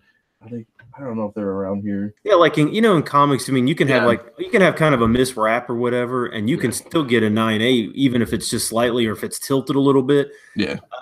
I don't know if I showed you guys, but I mean, somebody sent me 2 Jordan rookies, and to send a PSA and that he'd had since he was a kid, him and his brother, and his brother's card was actually the colors were more vibrant, the edges were cleaner. But his brother got a 6 and he got a 7, and it was basically because of the top to bottom centering on it that his brother's was off. And it's for cards, its centering is massive. Yeah, that's the thing I hate the most. Yeah, because there's nothing you can do about it. I mean, like that card could be perfect, but if the centering's off, it's like nobody wants it. Right. And the other thing, Dino, on that was that an Iserman? Is that what that was? The most card people don't like rookie cards autographed. It's not like a Stanley AF-15 that's autographed, and people are like, "Oh, I'm going to pay a premium for that." A lot of times, autographs on rookies will actually you get less money than you would on just without the autograph. Yeah, you want the ones that are like officially autographed, right? Like the ones that are meant to be autographed. Right. And those only came out in the last 15 years or whatever. Yeah. But anything 90s or before would not have been an on card. Now was Be a Player the first one to have autographs? Oh man. Because I remember when that set came out. It might be. I think it might be. Yeah. I mean, I know 90 Upper Deck. Remember 90 Upper Deck used to have the Legends, the Hall of Heroes. Yeah, the heroes, and it was like Reggie Jackson, and they were. Oh my, yeah, and they were impossible to get because they printed so many cards. I mean, you might get one autograph in like every 5 cases. I mean, it was ridiculous to try and actually pull one. And they probably still sell well. I haven't looked at those in forever. Unfortunately, they fade. I've seen a couple lately, and the autographs did. Yeah, the autograph faded on them because like you were asking. That's probably one of the first times they ever did the autograph, so they probably didn't know what they were doing. I remember there was a. Do you remember the 90 Pro Set golf set that they had? And there was the Payne Stewart was an autograph, and they autographed it on the back of the card. Proline profile. Proline. I said Pro Set, but it was. But Pro Set made it. I remember that. Oh yeah. That's a cool. They came like one. Some of those autographs were really hard to find in those Proline. I know some of them they only numbered like 5 or 6. Oh yeah, some of them were really hard. Yeah. Oh, I got a funny story about autograph cards. So back in the 90s when I had a card store, do you remember? Do you remember? I think it was maybe it was Collector's Edge or something like that. Anyways, they actually sent me a 200 count box of Peerless Price, and do you remember Peerless Price back in late 90s or something like that? And I actually had to set up an appointment with him to go take that box of cards to have him sign all the cards and then send them back to them to insert into the packs. That's cool. And he stiffed me. He never showed up. Never showed up. That happens a lot, I imagine. Yeah. They sign these contracts with these companies, and most of the time, they don't even realize that they're signing it because their agents are getting them these deals. And, right. It's kind of cool how they do that, though. You see Instagram stories from these big athletes where they've got all the cards in on a table and they're signing. So I had to go into my little den of greatness to find this, but so like this Kirk Gibson, actually I met Kirk Gibson, and he gave me rookie cards and stuff. I guess I'm like, I don't know, but Gibson rookie was what, 81 tops, I think. 81, yeah. Yeah, I don't know. He gave me all these cards and stuff. I'm like, I don't know, dude. I got a Marshall Faulk over there. I have no idea, dude, what I have. I got a bunch of tops and flares from 90, which is probably garbage, right? 92, Don Rush 92 stuff, Triple A stuff. Tyndall, using the Tyndall. Yeah, pretty much. I mean, probably not even worth that. Unless you can find the Menendez brothers in the background. Well, you Is that true? have one of those. I never heard that one. Yeah, that Mark Jackson, that 90. That's that card I said I found in my. I was cleaning out the garage Saturday, and I had a 5,000 count box sitting there, and I was like, oh, let's see what's in it. And I saw 90 Hoops was in there, and I pulled the Mark Jackson, and yeah, in the background it's got the Menendez brothers. So that's so wild. Oh man, I love stuff like that. That Love 3-cent card. When somebody finally, 28 years later, somebody figured that out, and it's a $15 card on eBay. Yeah, a couple other couple examples of that I've actually picked up and I searched for is I can't remember the year, but Pinnacle Hockey, and it's I can't remember the player, but it was an Ottawa player, and in the background is like a 6-year-old Patrick Kane with his dad. Oh God! And so, that's got a little bit of running money to it. And then there's that other one I think that somebody posted on the CBSI G Plus page of was it you, Ben, maybe, that posted the Jordan where he had to, at halftime, somebody took his jersey, so he had to put on another jersey, and he was wearing number 12 in the card. That wasn't me that posted it. So that's another crazy one. Yeah. And the other one, of course, is along the lines of the Billy Ripken 89 Fleer. 89 Fleer, everybody knows about the Billy Ripken, excuse my language, the fuck face card, where somebody wrote it on the bottom of a bat, and Billy Ripken's holding the bat, and Fleer didn't catch it. So when they finally caught it, they had already released a couple print runs of the set. And when they finally caught it, there's a couple versions. There's the one where they put a black box over it. They put a white box over it. I've even seen one where they cut the whole piece of the card out right there. But in that same year, a lot of people didn't realize this until probably 10 years ago. Same thing along the lines that Ben was saying with the Menendez brothers one. The Randy Johnson card in that set, in the background is a big billboard for an advertisement for Marlboro cigarettes. And they did the same thing with that card, where the first print run, it shows the backboard, and like the print runs after that, they blacked it out. So, finding out about it 20 years later and then that card shot up, and to find in good grade, because they're hard to find. It was only the first couple print runs. So gotta love those little cool little pots of gold at the end of the rainbow. Sure. I like the Donald Trump one. I haven't seen. What's the Donald Trump one? I just said it in the chat. I just Googled the F face card, and oh yeah, somebody did a little joke mock-up. Hey, that card's that Billy Ripken still sells.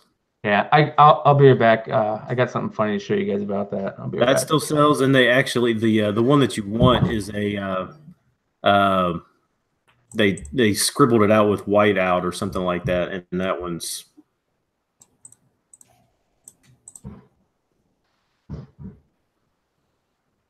Well, there was the wood panel one. There was the blackout.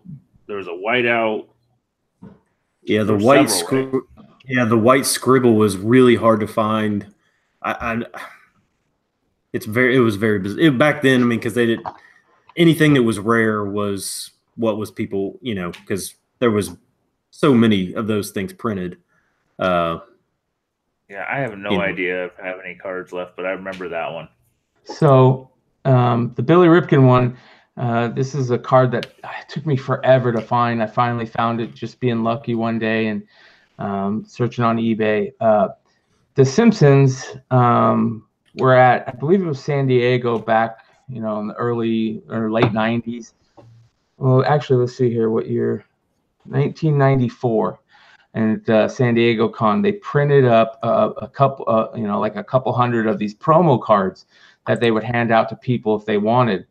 And it's a card of Willie the Dupe Dipkin, and it's an exact replica of the Billy Ripken card, but it's one of the, I don't remember the episode it was in, but it was for the Springfield Isotopes. And, Oh, yeah, from The Simpsons. So, yeah, let me go ahead and show this to you guys. I don't know if you can see this. Dino, I don't know how to set it up to where the video is on me. Let's see here.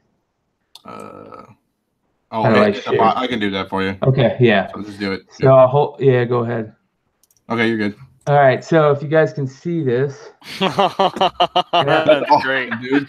it looks just like it. And Yeah. let's see if I can get this on here. There we go. Fish face. So the bottom of the bat says fish face, Mhm. and it's almost the exact same card, right?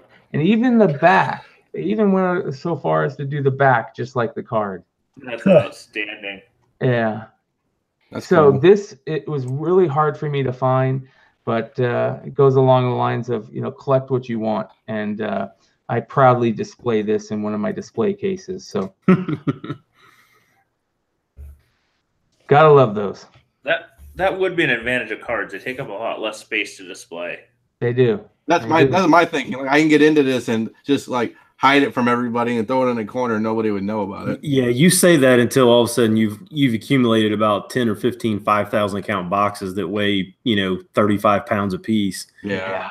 That was, I instantly started having flashbacks when you showed that picture of that monster box. I hauling around those monster boxes, filling them up full of commons, and then actually sorting, to sell as singles to people that were putting together sets. I hated sorting cards. Hated it. How did you sort it by like player, or did you do it by sorted by number? Yeah. Number. Year, sport year, number. Yeah. I've had 2 cards on my mind I'm toying with going for. Uh-oh. I know, right? I'm toying with a Nolan Ryan rookie, but I don't know. Might be 68 tops. Yeah. Jerry Koosman. I don't know if it's even rational. Very it's rational. not. It's my thing is though. Is he going to have staying power? I mean, he's, in our generation, he like kind of crossed between our parents' generations and ours. Well, the thing with sports cards, and I mean, especially in baseball, if they're a Hall of Famer, it doesn't matter who it is, they've got staying power. He's a top 50 player. Oh no, absolutely. Well, that's what I'm saying. Yeah. That's what I'm saying is it's not like comics where you're like, oh, Avengers 12 is not really a book that anybody wants, or some but even though it's one of the greatest titles ever, if it doesn't have something significant or a great cover, then nobody really wants it. But in sports cards, if you're a Hall of Famer, your rookie card is worth something, even if people don't even know who it is. So you're not going to go wrong with Nolan Ryan. That's fair. A lot of people are putting those sets together of Hall of Famer rookies. They like to get every Hall of Famer, get their rookie card. So the other one on my list is either a Bo Jackson rookie or the damn like a mint 10 of the famous Pose one. The black and white one. Yeah, the black and white one. That one's was pretty it? Score cheap. 247. Oh, that was cheap. that was cheap. Yeah, You get a PSA 10 for $50. Yeah. Well, then I might buy that just for shits and giggles. Oh, look at you boys. The guys. Dr. Joe brought up a really big card in the My chat. cousin has one of these. He was talking about the no-name 1990 Topps Frank Thomas rookie, and oh gosh, that's brutal. Very brutal, but Which such a one? big card. It's a big boy card, as we call big No boy name? comic books. Yeah. Yeah, Basically, there's no what name. happened is Topps, the printer, forgot to put in the black ink. Either forgot or ran out of the black ink for that print run of that, initial set, and so they released it, and all the names for a lot of the players that year were in black. And so the Frank Thomas one, his name was in black, and none of the black ink showed up on the card. So the Frank Thomas rookie doesn't have his name on it. Which It and, looks like which card? 1990. 90. That's it right there. Yeah. Yeah. Crap. So basically, yeah. Hold on. Let me see if I can zoom in. $3,000. Oh, Yeah, yeah. So basically, what you can see right here is I'm trying to circle it on my computer. And the fact that it's a Thomas rookie. Yeah. As well. So that Man, Well, he he was- even was got a 4 beast. corner posts. I like this. Look at that. He got a little Yeah. chipping right there, right? Is that what that considered is chipping? Oh yeah, you're not. Yeah, see that, and that's when you start looking at cards. When I switched back over to comics and started trying to grade comics, I had to completely change my thinking. That like that, you know, I can still get a 9.8 with that. And, you know, that in a cards, you're getting a magnifying glass out, and that's going to be like, that's going to be like an 8 or a 7. Oh, wow. But to get that in that card is still huge. Oh yeah, that card rare. is just rare. It's just No, rare. I get it. I just look. What's funny because most people under or overrated comics because they're not critical enough. So card collectors coming over probably have an advantage because they probably already have the critical eye. And you guys can see this is like the no name, right? This is the name, obviously. This is what it should look like, obviously. Oh yeah, it's funny. I was in cards at that time. I never even heard of that. Yeah, a lot of people didn't know about it until years after because it was so rare. And this is $2,000. Let's look at this one. Yeah. Let's see. But you know, just like somebody in chat put up that it's just like the Spawn 1 Air. SNMC. I don't know your name or anything, so I apologize for not calling out your name, but yeah, he's under SNMC on the chat. He said it's just like the Spawn #1 Air, where they forgot to put in the ink. So yeah, we all know how rare that is. It's a cool card, man. But but here's the weird thing though, is there is black ink. There's black ink on that card. So like right here, obviously. Yeah. So they obviously put black ink in, but they must have had a different plate for the name. I bet that's what they did. Yeah. I think they do it in layers. So man, that's my hometown team there. Shit. I may have to look into that. Here's kind of down the rabbit hole. Here's kind of the theory that some people have, and I probably still do have. Is back then it was kind of like the 90s comics. There was millions of them printed. They had to be able to sell through some of this stuff. So like 89 Donruss had a bunch of error cards. 89 Upper Deck had a bunch of error cards. I think some of this stuff they did on purpose. Yes, I think Upper Deck, no doubt about it. Yeah, I mean, I think they did it to create buzz. Which, by the way, Murphy. Hey, that 89 reverse negative Dale Murphy is still a card I want in a 10. I don't know why, but that card just looks like something that I want. Yes. But yeah, I think they did some of that stuff on purpose. So, but some of them are worth huge, like that Thomas. Some of them are worth big. There's a famous rookie back in famous card back in 82 Fleer. It's a reverse negative picture. John Littlefield. That's a big one. The 87 Donruss rookie set opening day. Yeah, opening day. It was a Barry Bonds, which was his wrong guy. It was a totally wrong guy. It was Johnny Ray in the picture. That's in high grade. I mean, it's a thousands of dollar card. Yeah, I mean, so here's a question: are there undervalued baseball cards or sports cards? Like, are there players that are not appreciated like they should be? Oh, big time. Oh, for sure. Yeah. Even a lot of defensive players in the NFL. But do they have potential to, like, all of a sudden are their legends going to grow? It's a strange dynamic. I mean, well, how about this one? Vince Young's going to the College Football Hall of Fame, right? Vince Young is a legendary bust. Is his rookie card going to bounce, like go up because he's in the College Hall of Fame? No. Nope. No, you can buy Brian Bosworths and Ryan Leafs all you want. Tim Couch. What's going to move the needle, though? That's the question. What moves the needle there in that market? It's confusing. It's the same thing as comics, other than like a movie making it go high, because first appearances are the same as rookies. Rarity is always king. So it's pretty similar to comics. Same thing with errors. All right, so an active player, I get. They can have a great season. They can win a Super Bowl. Does a Hall of Fame vote make an old player worth more? Yeah. If it's not as long as it's for a pro Hall of Fame, for sure. So like Moss going into the Hall of Fame, like Randy Moss. Yes, his cards will have a little uptick. And it's kind of just on at that point, once they make the Hall, it's kind of just on a general slow burn. Like, I mean, back when I stopped back in 2005, 4, something like that, I mean, when I was, back then I was all in. I was doing shows all across the country, doing all that stuff. When I got out of that, I mean, I kind of in my mind, I was like, right now I would like to have a Jerry Rice, PSA 10 rookie. Ooh, that's a there was, monster. I mean, there were certain things that I wanted, 20 years ago that I thought at the time I was like, eh. And then once I started, 15 years later going back and I'm like, whoops. Yeah. I mean, you were national shows. You were just doing local shit. I was doing local nationals. I mean, I was kind of all over the place. Did you go to the national? Yeah. Yeah, I set up. The national is in your neck of the woods, right? It bounces around. This year it was in Cleveland. Next year I think it might be in Chicago. It's in Chicago in 2019. Go. You know what I need to do?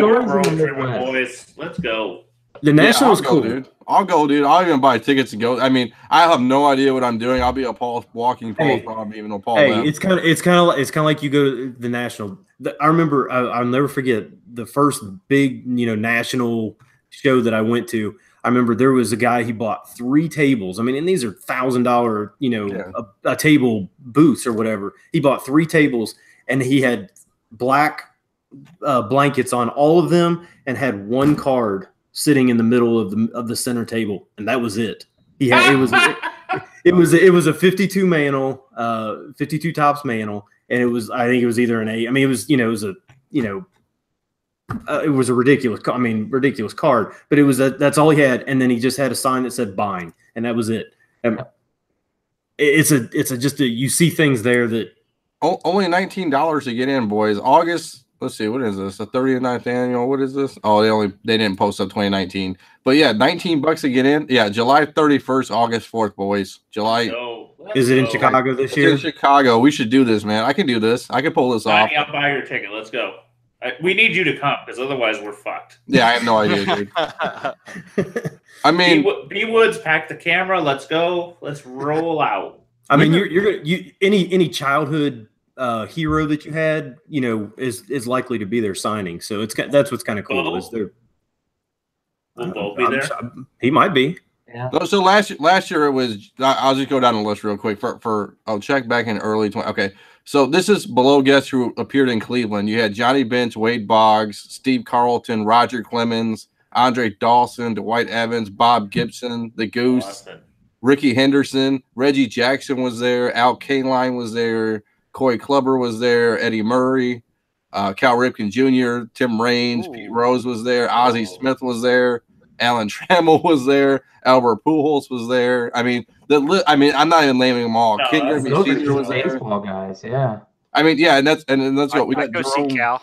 Yeah, Jerome Bettis, Eddie George, Earl Campbell, Bob. I mean, I would just go Bruce Smith. I would just go. Mike Tyson was there. That's dope. I'd go see Mike Tyson. Just get him to sign a comic book. I don't care. Ooh, that would be cool. Mike Tyson's Punch Out game card, the actual box or the game cartridge. Yeah, that would be cool. Dennis Rodman, Warren Sapp, Roy Jones Jr. was there. I mean, we should just go for the Fonz was there. I don't know why the Fonz was there, but he was there. Hulk Hogan was there. A lot of wrestling stars go to those shows too. Yeah, I mean, I would just go for the. I wouldn't even buy anything. I might have $100 in my pocket and wouldn't even buy it, but I would just go for the atmosphere. I mean, we should do this, boys. I mean. I would go break some packs, my man. Would you go for a Saturday or Sunday? Let's go and do a case break. Hey, and I would do some packs. Hey, and that's the other thing is PSA is on site on that. Yeah. So you get your cards back same day. Can you flip Beckett's to PSA? Like, is there a money trade like that? You can have PSA grade Beckett cards, but they is there a premium like PGX versus CGC? PSA brings more than Beckett. Yes. So you could potentially find a good Beckett and flip it if you were. Well, it depends because. Don't Beckett 10s carry more than PSA 10s? That's what I was about to say. Beckett 10s carry more than PSA 10s just because Beckett 10s are much harder to get. At least that's how it used to be. And I haven't checked in a couple of years. What do you think, Ben? How about those black label 10s? So they're like the CBCS 10s, right? I mean, like they're hard, It's like No, CBCS gives out 10s more than CGC. CGC. Okay, yeah, I got to figure this out. Like, so what day? Okay, so it's July. Let me look on the calendar. This is crazy. So July. I think we're penciling this in. We're doing a road show, some camera work, and we're gonna just have a party. So July 31st is Wednesday, right? And it goes to August 4th Sunday. So what's theoretically I mean, it's Friday, Saturday is going to be busier than no other, right? Obviously. Yeah. I mean, what's the best day do you think you go? I think Friday's a great day to go. It is. It depends on who you're. If you're wanting to meet people, because it's kind of like in comic shows where they may only be there Saturday and Sunday, because of their schedules or whatever. But if you're a buyer Wednesday, if you're a fan Saturday, Friday. Yeah. But it's busy. I mean, it's. Should we plan this out? I guess. I mean, I'm in. I mean, Chicago's what, 4 hours, dude. I can get down in a car, no problem. And it's July, August. I mean, there's no snow, so. I will go to Chicago and get a deep dish pizza and a steak. I'll be fine. I think this is our road trip, gentlemen. Instead of going to I'll Indy, fly in. instead of going to Indy this year, we go to Chicago. Well, we're not going to. I mean, I'm just saying. Yeah, that's a replacement trip, guys. We could do it. I mean, when's and then North Carolina's before that, so we should be cool there. North Carolina's in June, right? Baltimore's in October this year. This might be it, boys. Let's do it. What if we do this and we raid some fucking graham crackers? We could have a fucking good old time. I mean, do you guys want to do a Thursday? You want to do a whole weekend out of it, like a boys trip? Like a Friday, Saturday, leave on Sunday?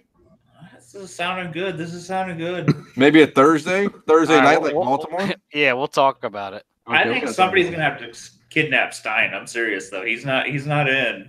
Oh no, I'm in. I'll go. I was gonna go. I almost went to Cleveland this last year, because somebody was wanting me to do some on-site grading for them. So I considered it. I just couldn't. It's honestly, it's almost as far for me to go to Cleveland as it is for me to go to Chicago. This is like Leg in the comic book world. We're getting Stein in the card world. This is gonna be. I'm just gonna sit and amaze and be in awe the whole time. Just watch the master at work. Yeah, pretty much. I'm like, he's just gonna be like Walker going through like cards and like buy this, buy that, buy this. Just like, I'm not. We're all gonna be calls in this situation. No, I'm not into it as much as I used. But I mean, I used to. I mean, every single card that I had on a table, I knew exactly what it was selling for on eBay, and that was back in the '90s when people weren't even on eBay. Yeah, deals were to be had. Oh gosh, yeah.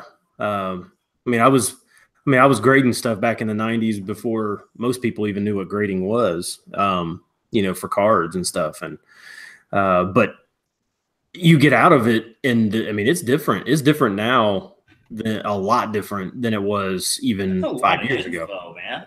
Oh gosh, I can't even imagine. What we were doing. It's bad enough with comics, you know what I'm saying? Trying to find every first appearances are okay, right? Obviously, but then you got variants and you got all these, DCU stuff. I mean, cards would just be bananas because there's so many. I mean, it's just so many. It's not like you have, how many variants come out that are actually worth big money? Like maybe 10, 15, maybe a year, maybe. I don't know. Yeah. Now, I mean, how many rookies and reflectors and holograms and reflectors. Whatever. I don't even know, dude. Cards are shiny, man. They really make them shiny. I don't know. It's like, and then like you got Topps and all these different card companies. Oh man, I couldn't imagine. It's just as crazy as comics, if not more. Man. Yeah, I think it would be harder because there's so many variations. It's not even variants of the brand; it's variants of the brands. Yeah, true. Oh Jesus! And players are up and down, and do they fluctuate during a season? Oh yeah. Oh sure. Look at Aaron Judge. I imagine Aaron Judge when he was going crazy that rookie year. That card probably, Stein and I were talking about that. So yeah, like probably Mahomes next year quadruple. could take a shit show. Ohani, that was another guy. I remember one player. This is back when I was still collecting, where his card just went from absolute craziness to just shit in like 2 years, and that was when Hideo Nomo came over. And only one company was able to get his rookie card out first, and that was Fleer, but it wasn't in their main set. It was in a different set. It was Leaf, I think, that was the set that got it. And that card was like, it was fire from the get-go. But after like 2 years, it's a common card, I imagine now. So So there's gonna be like 4 of us, right? You figure if we show over $1,000 going on a case for 4Gs, 5Gs, what do you think? Maybe we can make some money. You could do much less than that. Yeah. I don't even know if I want to do the case. I want to do like the fucking high dollar pack. Hey, hey, you don't even have to do that. If you want, calm down, Z. Hey, buy you like a graded 86 Fleer pack or something like that, and bust that. Okay. Yeah, I wouldn't do that, but is that a pretty high risk reward type maneuver? Yeah. Oh yeah, those packs are so hard to find still unopened. That's $1,000 pack, and it might not have anybody in there worth a shit. So well, and they could all be off center. I mean that was the centering. Oh my was god, so bad. that's so terrible. And at least 2 cards in the pack are already basically ruined. The top card because of the gum, and the bottom card because of the wax. This is giving me anxiety. Oh god, I can't wait. Oh my god, I love to gamble on that shit. Oh, Like, that's what it is. It's gambling for kids. That's exactly what it is. I used to love going to Vegas, but now I'm like, honey, I could buy this comic, I can buy this fucking thing, whatever I'm like into now. But gambling on like fucking collectibles, man, I'm in. Oh, he's gonna be broke. I'm missing the old Raz page a bit. I'm not gonna lie. Oh, here we go. He's gonna be buying cases of Bowman Chrome every single year from now on. I still want to punch Paul in the face for that Chamber of Chills win. That was my second most painful loss. Yeah. Do you still have that, Paul? He left. Yeah, he does. Oh, he jumped off? Yeah, I take that back. Third. First one is not buying that fucking AF-15 when it went up before just buying it out. Yeah. Yeah. Second was the Saga 1 variant. And then... Oh, the RRP? Yeah. And third is that Chamber of Chills. Gosh. I held an AF-15 in my hands a couple weeks ago, boys. Did you? It was a 1-0 for 12 grand. I hate that book. I know. I used to want one. Now I want nothing to do with it. Honestly, it's probably worth 10. If I told him 10 grand, he probably would have took it. But I mean, obviously, I don't think it's going down. Yeah, I mean, no, it's probably not. The Asian markets are just. I don't even know if there's going to be enough AF-15s. They're just going to get bought by the foreign markets. Yeah, it was wrecked, dude. Like, I mean, half the cover was it was wrecked. I mean, but I mean, it was still okay. I mean, it's AF-15 blue label. You know what I'm saying? Like, I think it had like. I don't even care if you got a page you're winning. Yeah. Holy shit! I posted for you guys. Some fucking dude posted an Action Comics 1 page. I saw that. But it was like the first pages of the Superman story. Holy shit, that was beautiful. If you're gonna buy 1 page, I remember messaging Dino maybe 18 months ago. Oh, that's my biggest regret, dude. There was an Action Comics 1 page, but it was not Superman. Nope, it was like page 12. It was like a Clark Kent. It wasn't even. No, it was not a Superman story. It was just an unrelated Action Comics story. Yep. And it was $1,000, and I don't know. It was it's probably a $3,000 page now. I don't know. I just couldn't rationalize buying a non-character page. Zeke, you remember my Batman #1, that single page that I linked to you? You should have bought that. For like, it was $350, and I sat there. I was like, and it was the Joker on the page. Oh. That's got to be like $3,000 now. Oh, I don't even tell me right now. That might be one of your bigger fucking fuck ups, man. Well, because you know what, me and you were talking about it, remember? And you were like, it's such a niche market, man. That I was like, you think I could sell this? And you were like, we were kind of hemming and hawing. I mean, it's a cool item, but it's like, if I could go back in time, I would smack you in the face. And I say, know. Buy it now. I know. I should have. Would have.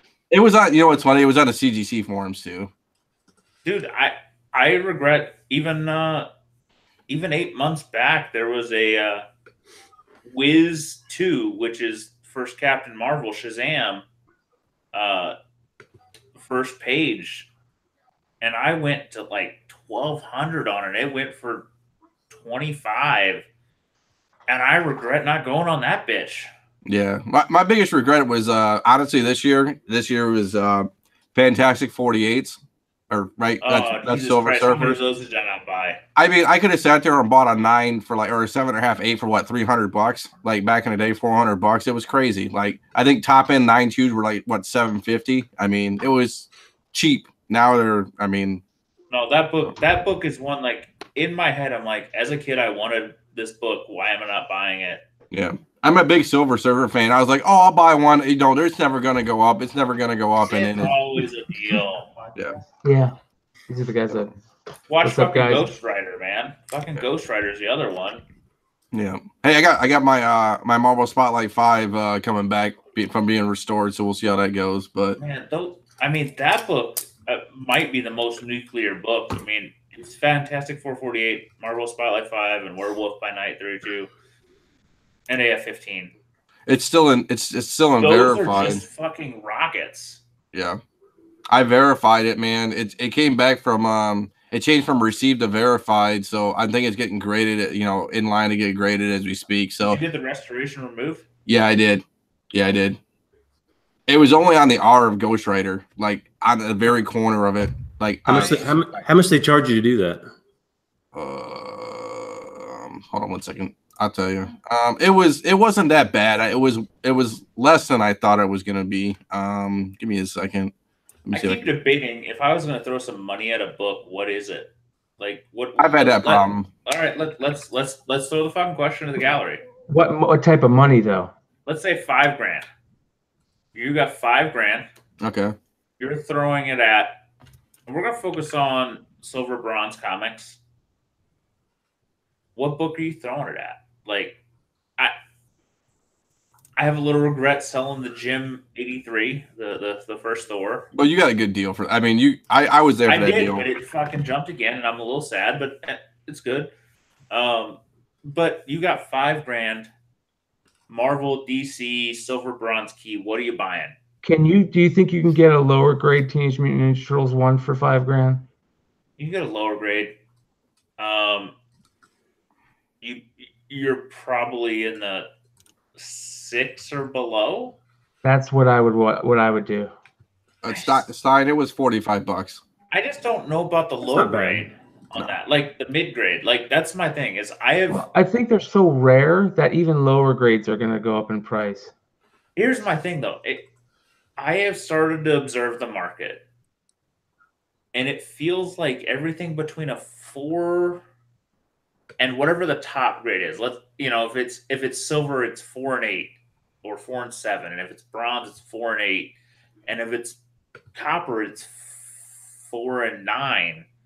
There seems to be a whole lot less fucking spread. Whatever those numbers are, whatever the rarity is, whatever the age is, I think you want the lowest grade you can get or the highest grade. I think once you get in that mid ground, they don't have the same inflection point. I'm on the same boat. If I do $5,000, if I have $5,000, I'm not buying one book, dude. I'm gonna buy. I don't know. Do I buy offbeat high grade books that haven't hit yet, like popped yet? Do you buy the Atom #1? No, Atom hasn't come out. I don't know. I don't know. Like, do you buy books that characters haven't came out yet, and try to make that's big risk, big reward? But I mean, I don't know. I've been debating because I don't have $5,000 today, but I think, man, if I sell all this crap sitting on the wall, yeah, I can scrape together $5,000, $6,000, $7,000. I can too. Yeah. What is that book that I could fucking buy? But are you gonna keep it? Or are you trying to flip it? I guess. Keep More it. of a, let's call it an intermediate hold. Keep with value. Keep with value. So $5,000. Oh, and I just looked up on GPA a 7.0 Turtles 1 sold for 5,012 back in September. So there we go. That's what I You're at thought. 7. And that's my About a thing, though. 7. That mid range is. I think you do very well at the bottom and very well at the top. The middle's tough. I don't buy the middle as much anymore. You buy a blue chip book, right? So like if you look at the list. I want a Turtles real bad. I'm not gonna lie. If somebody put a 7 to an 8 in front of me at a price I had money for, I'd buy it. Do you try to buy? I mean, are we saying everything's available too? You're buying one book. Yeah, but it's maybe 2, but 1 is probably ideal. Like the highest Action Comics 242 I can find, or you know what it is? Not even that. It's the highest Batman 121 I can find. I have Mr. Freeze. It's going up nuclear all the time, dude. I'm mad I sold mine, even though I got a good deal on mine. And I got way over GPA, even though the price I got over GPA because Z was there, it still went over that today. I would look for super rare books. That's what I'd look for. It'd probably be the same Independence, the Teenage Mutant Ninja Turtles, Cerebus, Chamber, Chills, 22, Yeah. Black Cat Cerebus Mystery is a 50. hard fucking flip. Yeah, but I That's wouldn't Scotty. flip it. Yeah, it'd be one I would sit on probably. I think I would go on something that I can get the highest grade possible, just because there's the ceiling is, especially on I don't know what it would go for, but like a Batman 227, I don't know what a 9.6 or 9.8, but that's probably in that general range. I know what a 9.4 goes for because I fucking missed it for 1,800. Yeah. So 9.6, 9.8.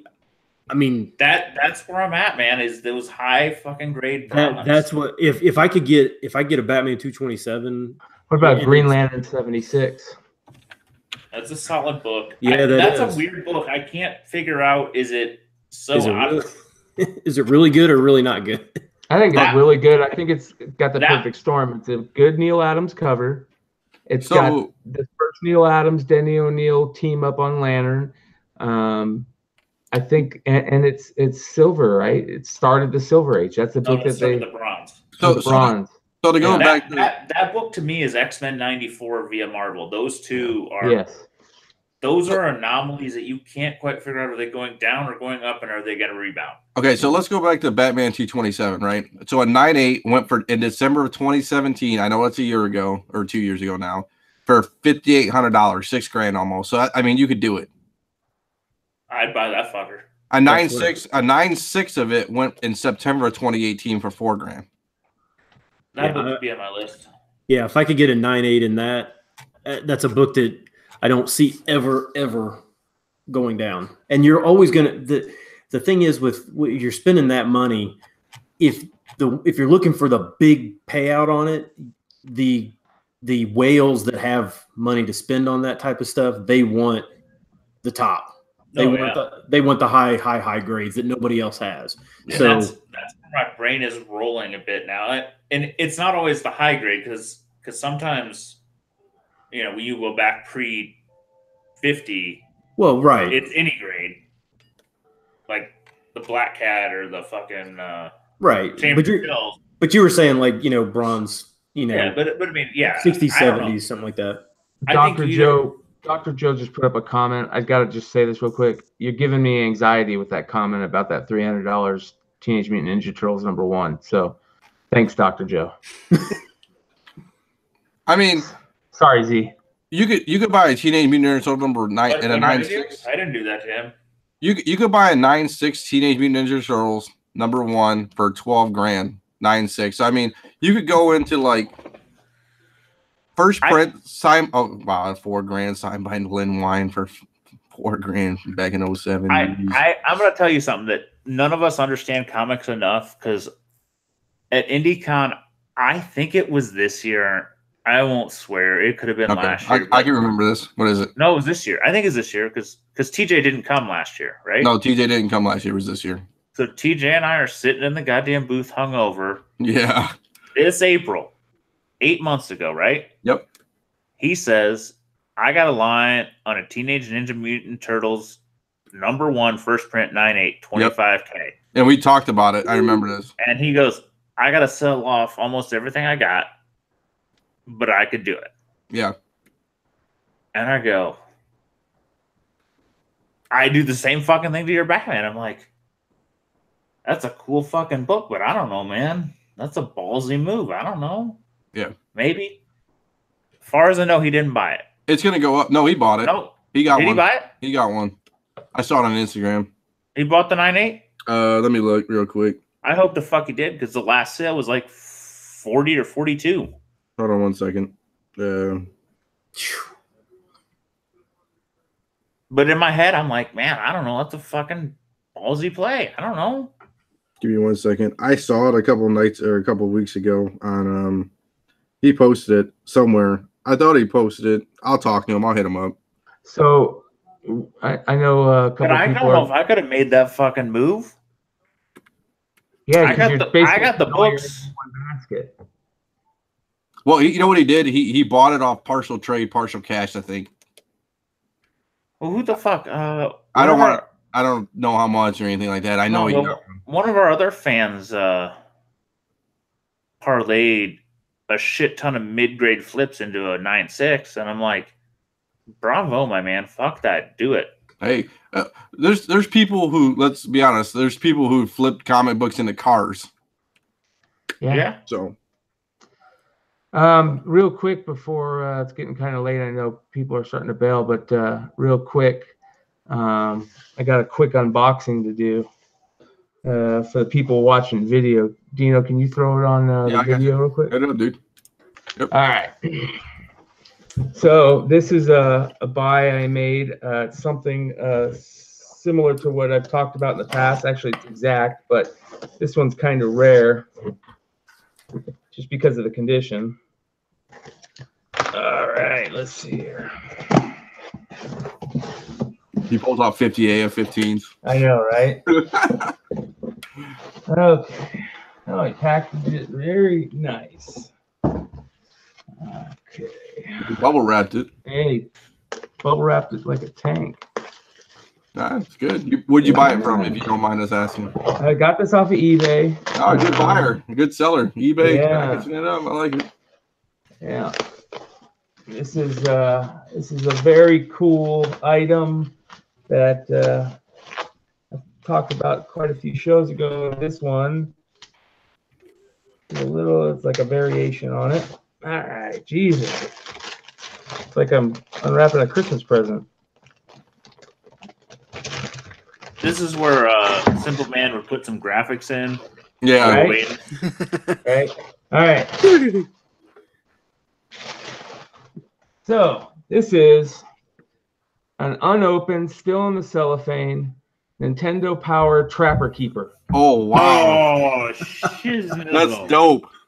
And this guy is really, really rare, or really famous because what's in it's really famous because of it's one of the things Topher has put up in the past. And for all you first creator appearance guys and preview guys, the thing about this is, other than being a super cool Nintendo Power item and Trapper Keeper item from the late 80s, early 90s, inside it includes a subscription to Nintendo Power. It's got 3 little highlighters that each highlighter says Nintendo Power in it. And it also includes a couple of checklists for all the games made at the time. And it includes a copy of Nintendo Power number 6, which is, for those of you that might remember, the first ever art and appearance of J. Scott Campbell. As a kid, he sent in to Nintendo Power some Ninja Turtle designs, and they did like a 2-page spread on it, and his pictures in there along with that artwork. And the cool thing about this, for all you guys out there that search for that kind of stuff, this copy in this box is special because it doesn't have the address label on it that most people got when they got magazines sent to their house. It's just a white box. So it has no way for it to be torn off, or basically saying it comes in pretty high grade, and it's like a special variant of that. And Joe says open it up so you can see it. Yeah.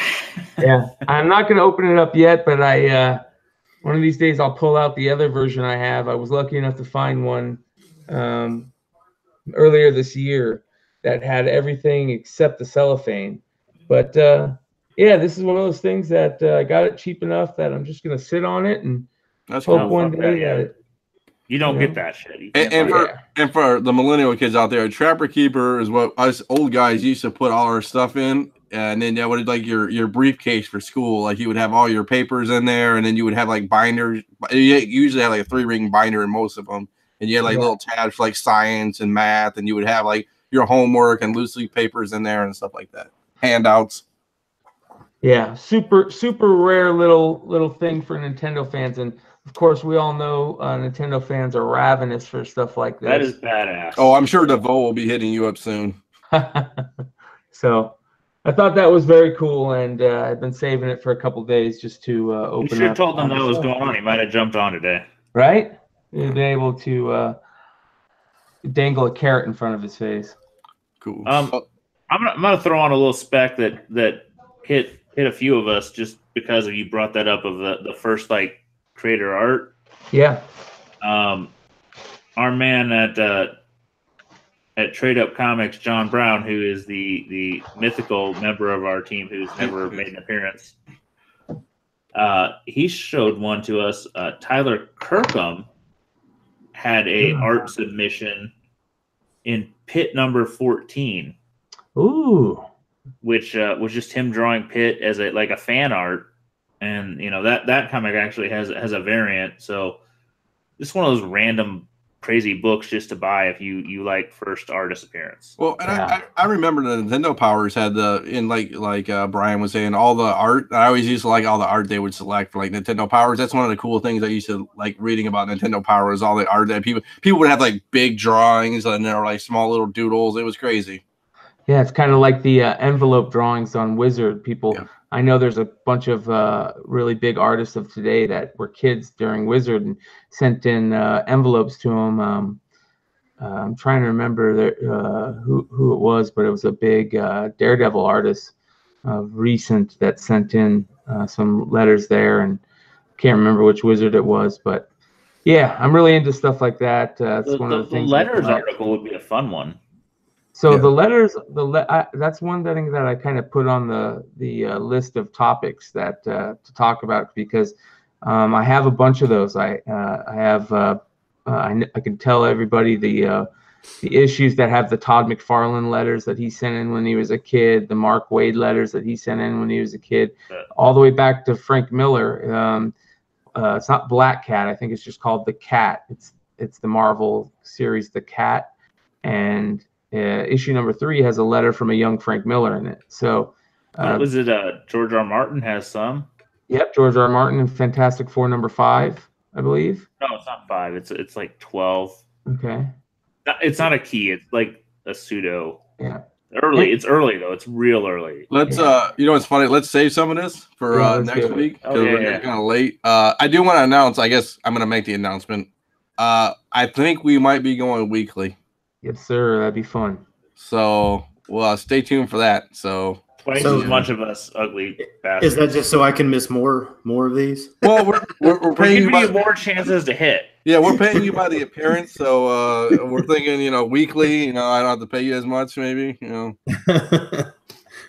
But no, we. I think we're gonna try to go weekly. So I think we have enough content. We got videos, and we're trying to, I guess, upscale the production value, as most people would call it. So we got videos, we got live chats now, we got show offs, and we got stuff like that, screen shares. So hopefully 2019 is a great year for the podcast. So I think we're gonna go weekly. So that might be that's the big announcement I think I had. So yeah, keep an eye on those Instagram and Facebook posts. Yep. All right, boys. Great show, Stein. I'm glad you made it, baby. So hey, I'm glad you guys had me back. It didn't kick me off for good. Oh, never.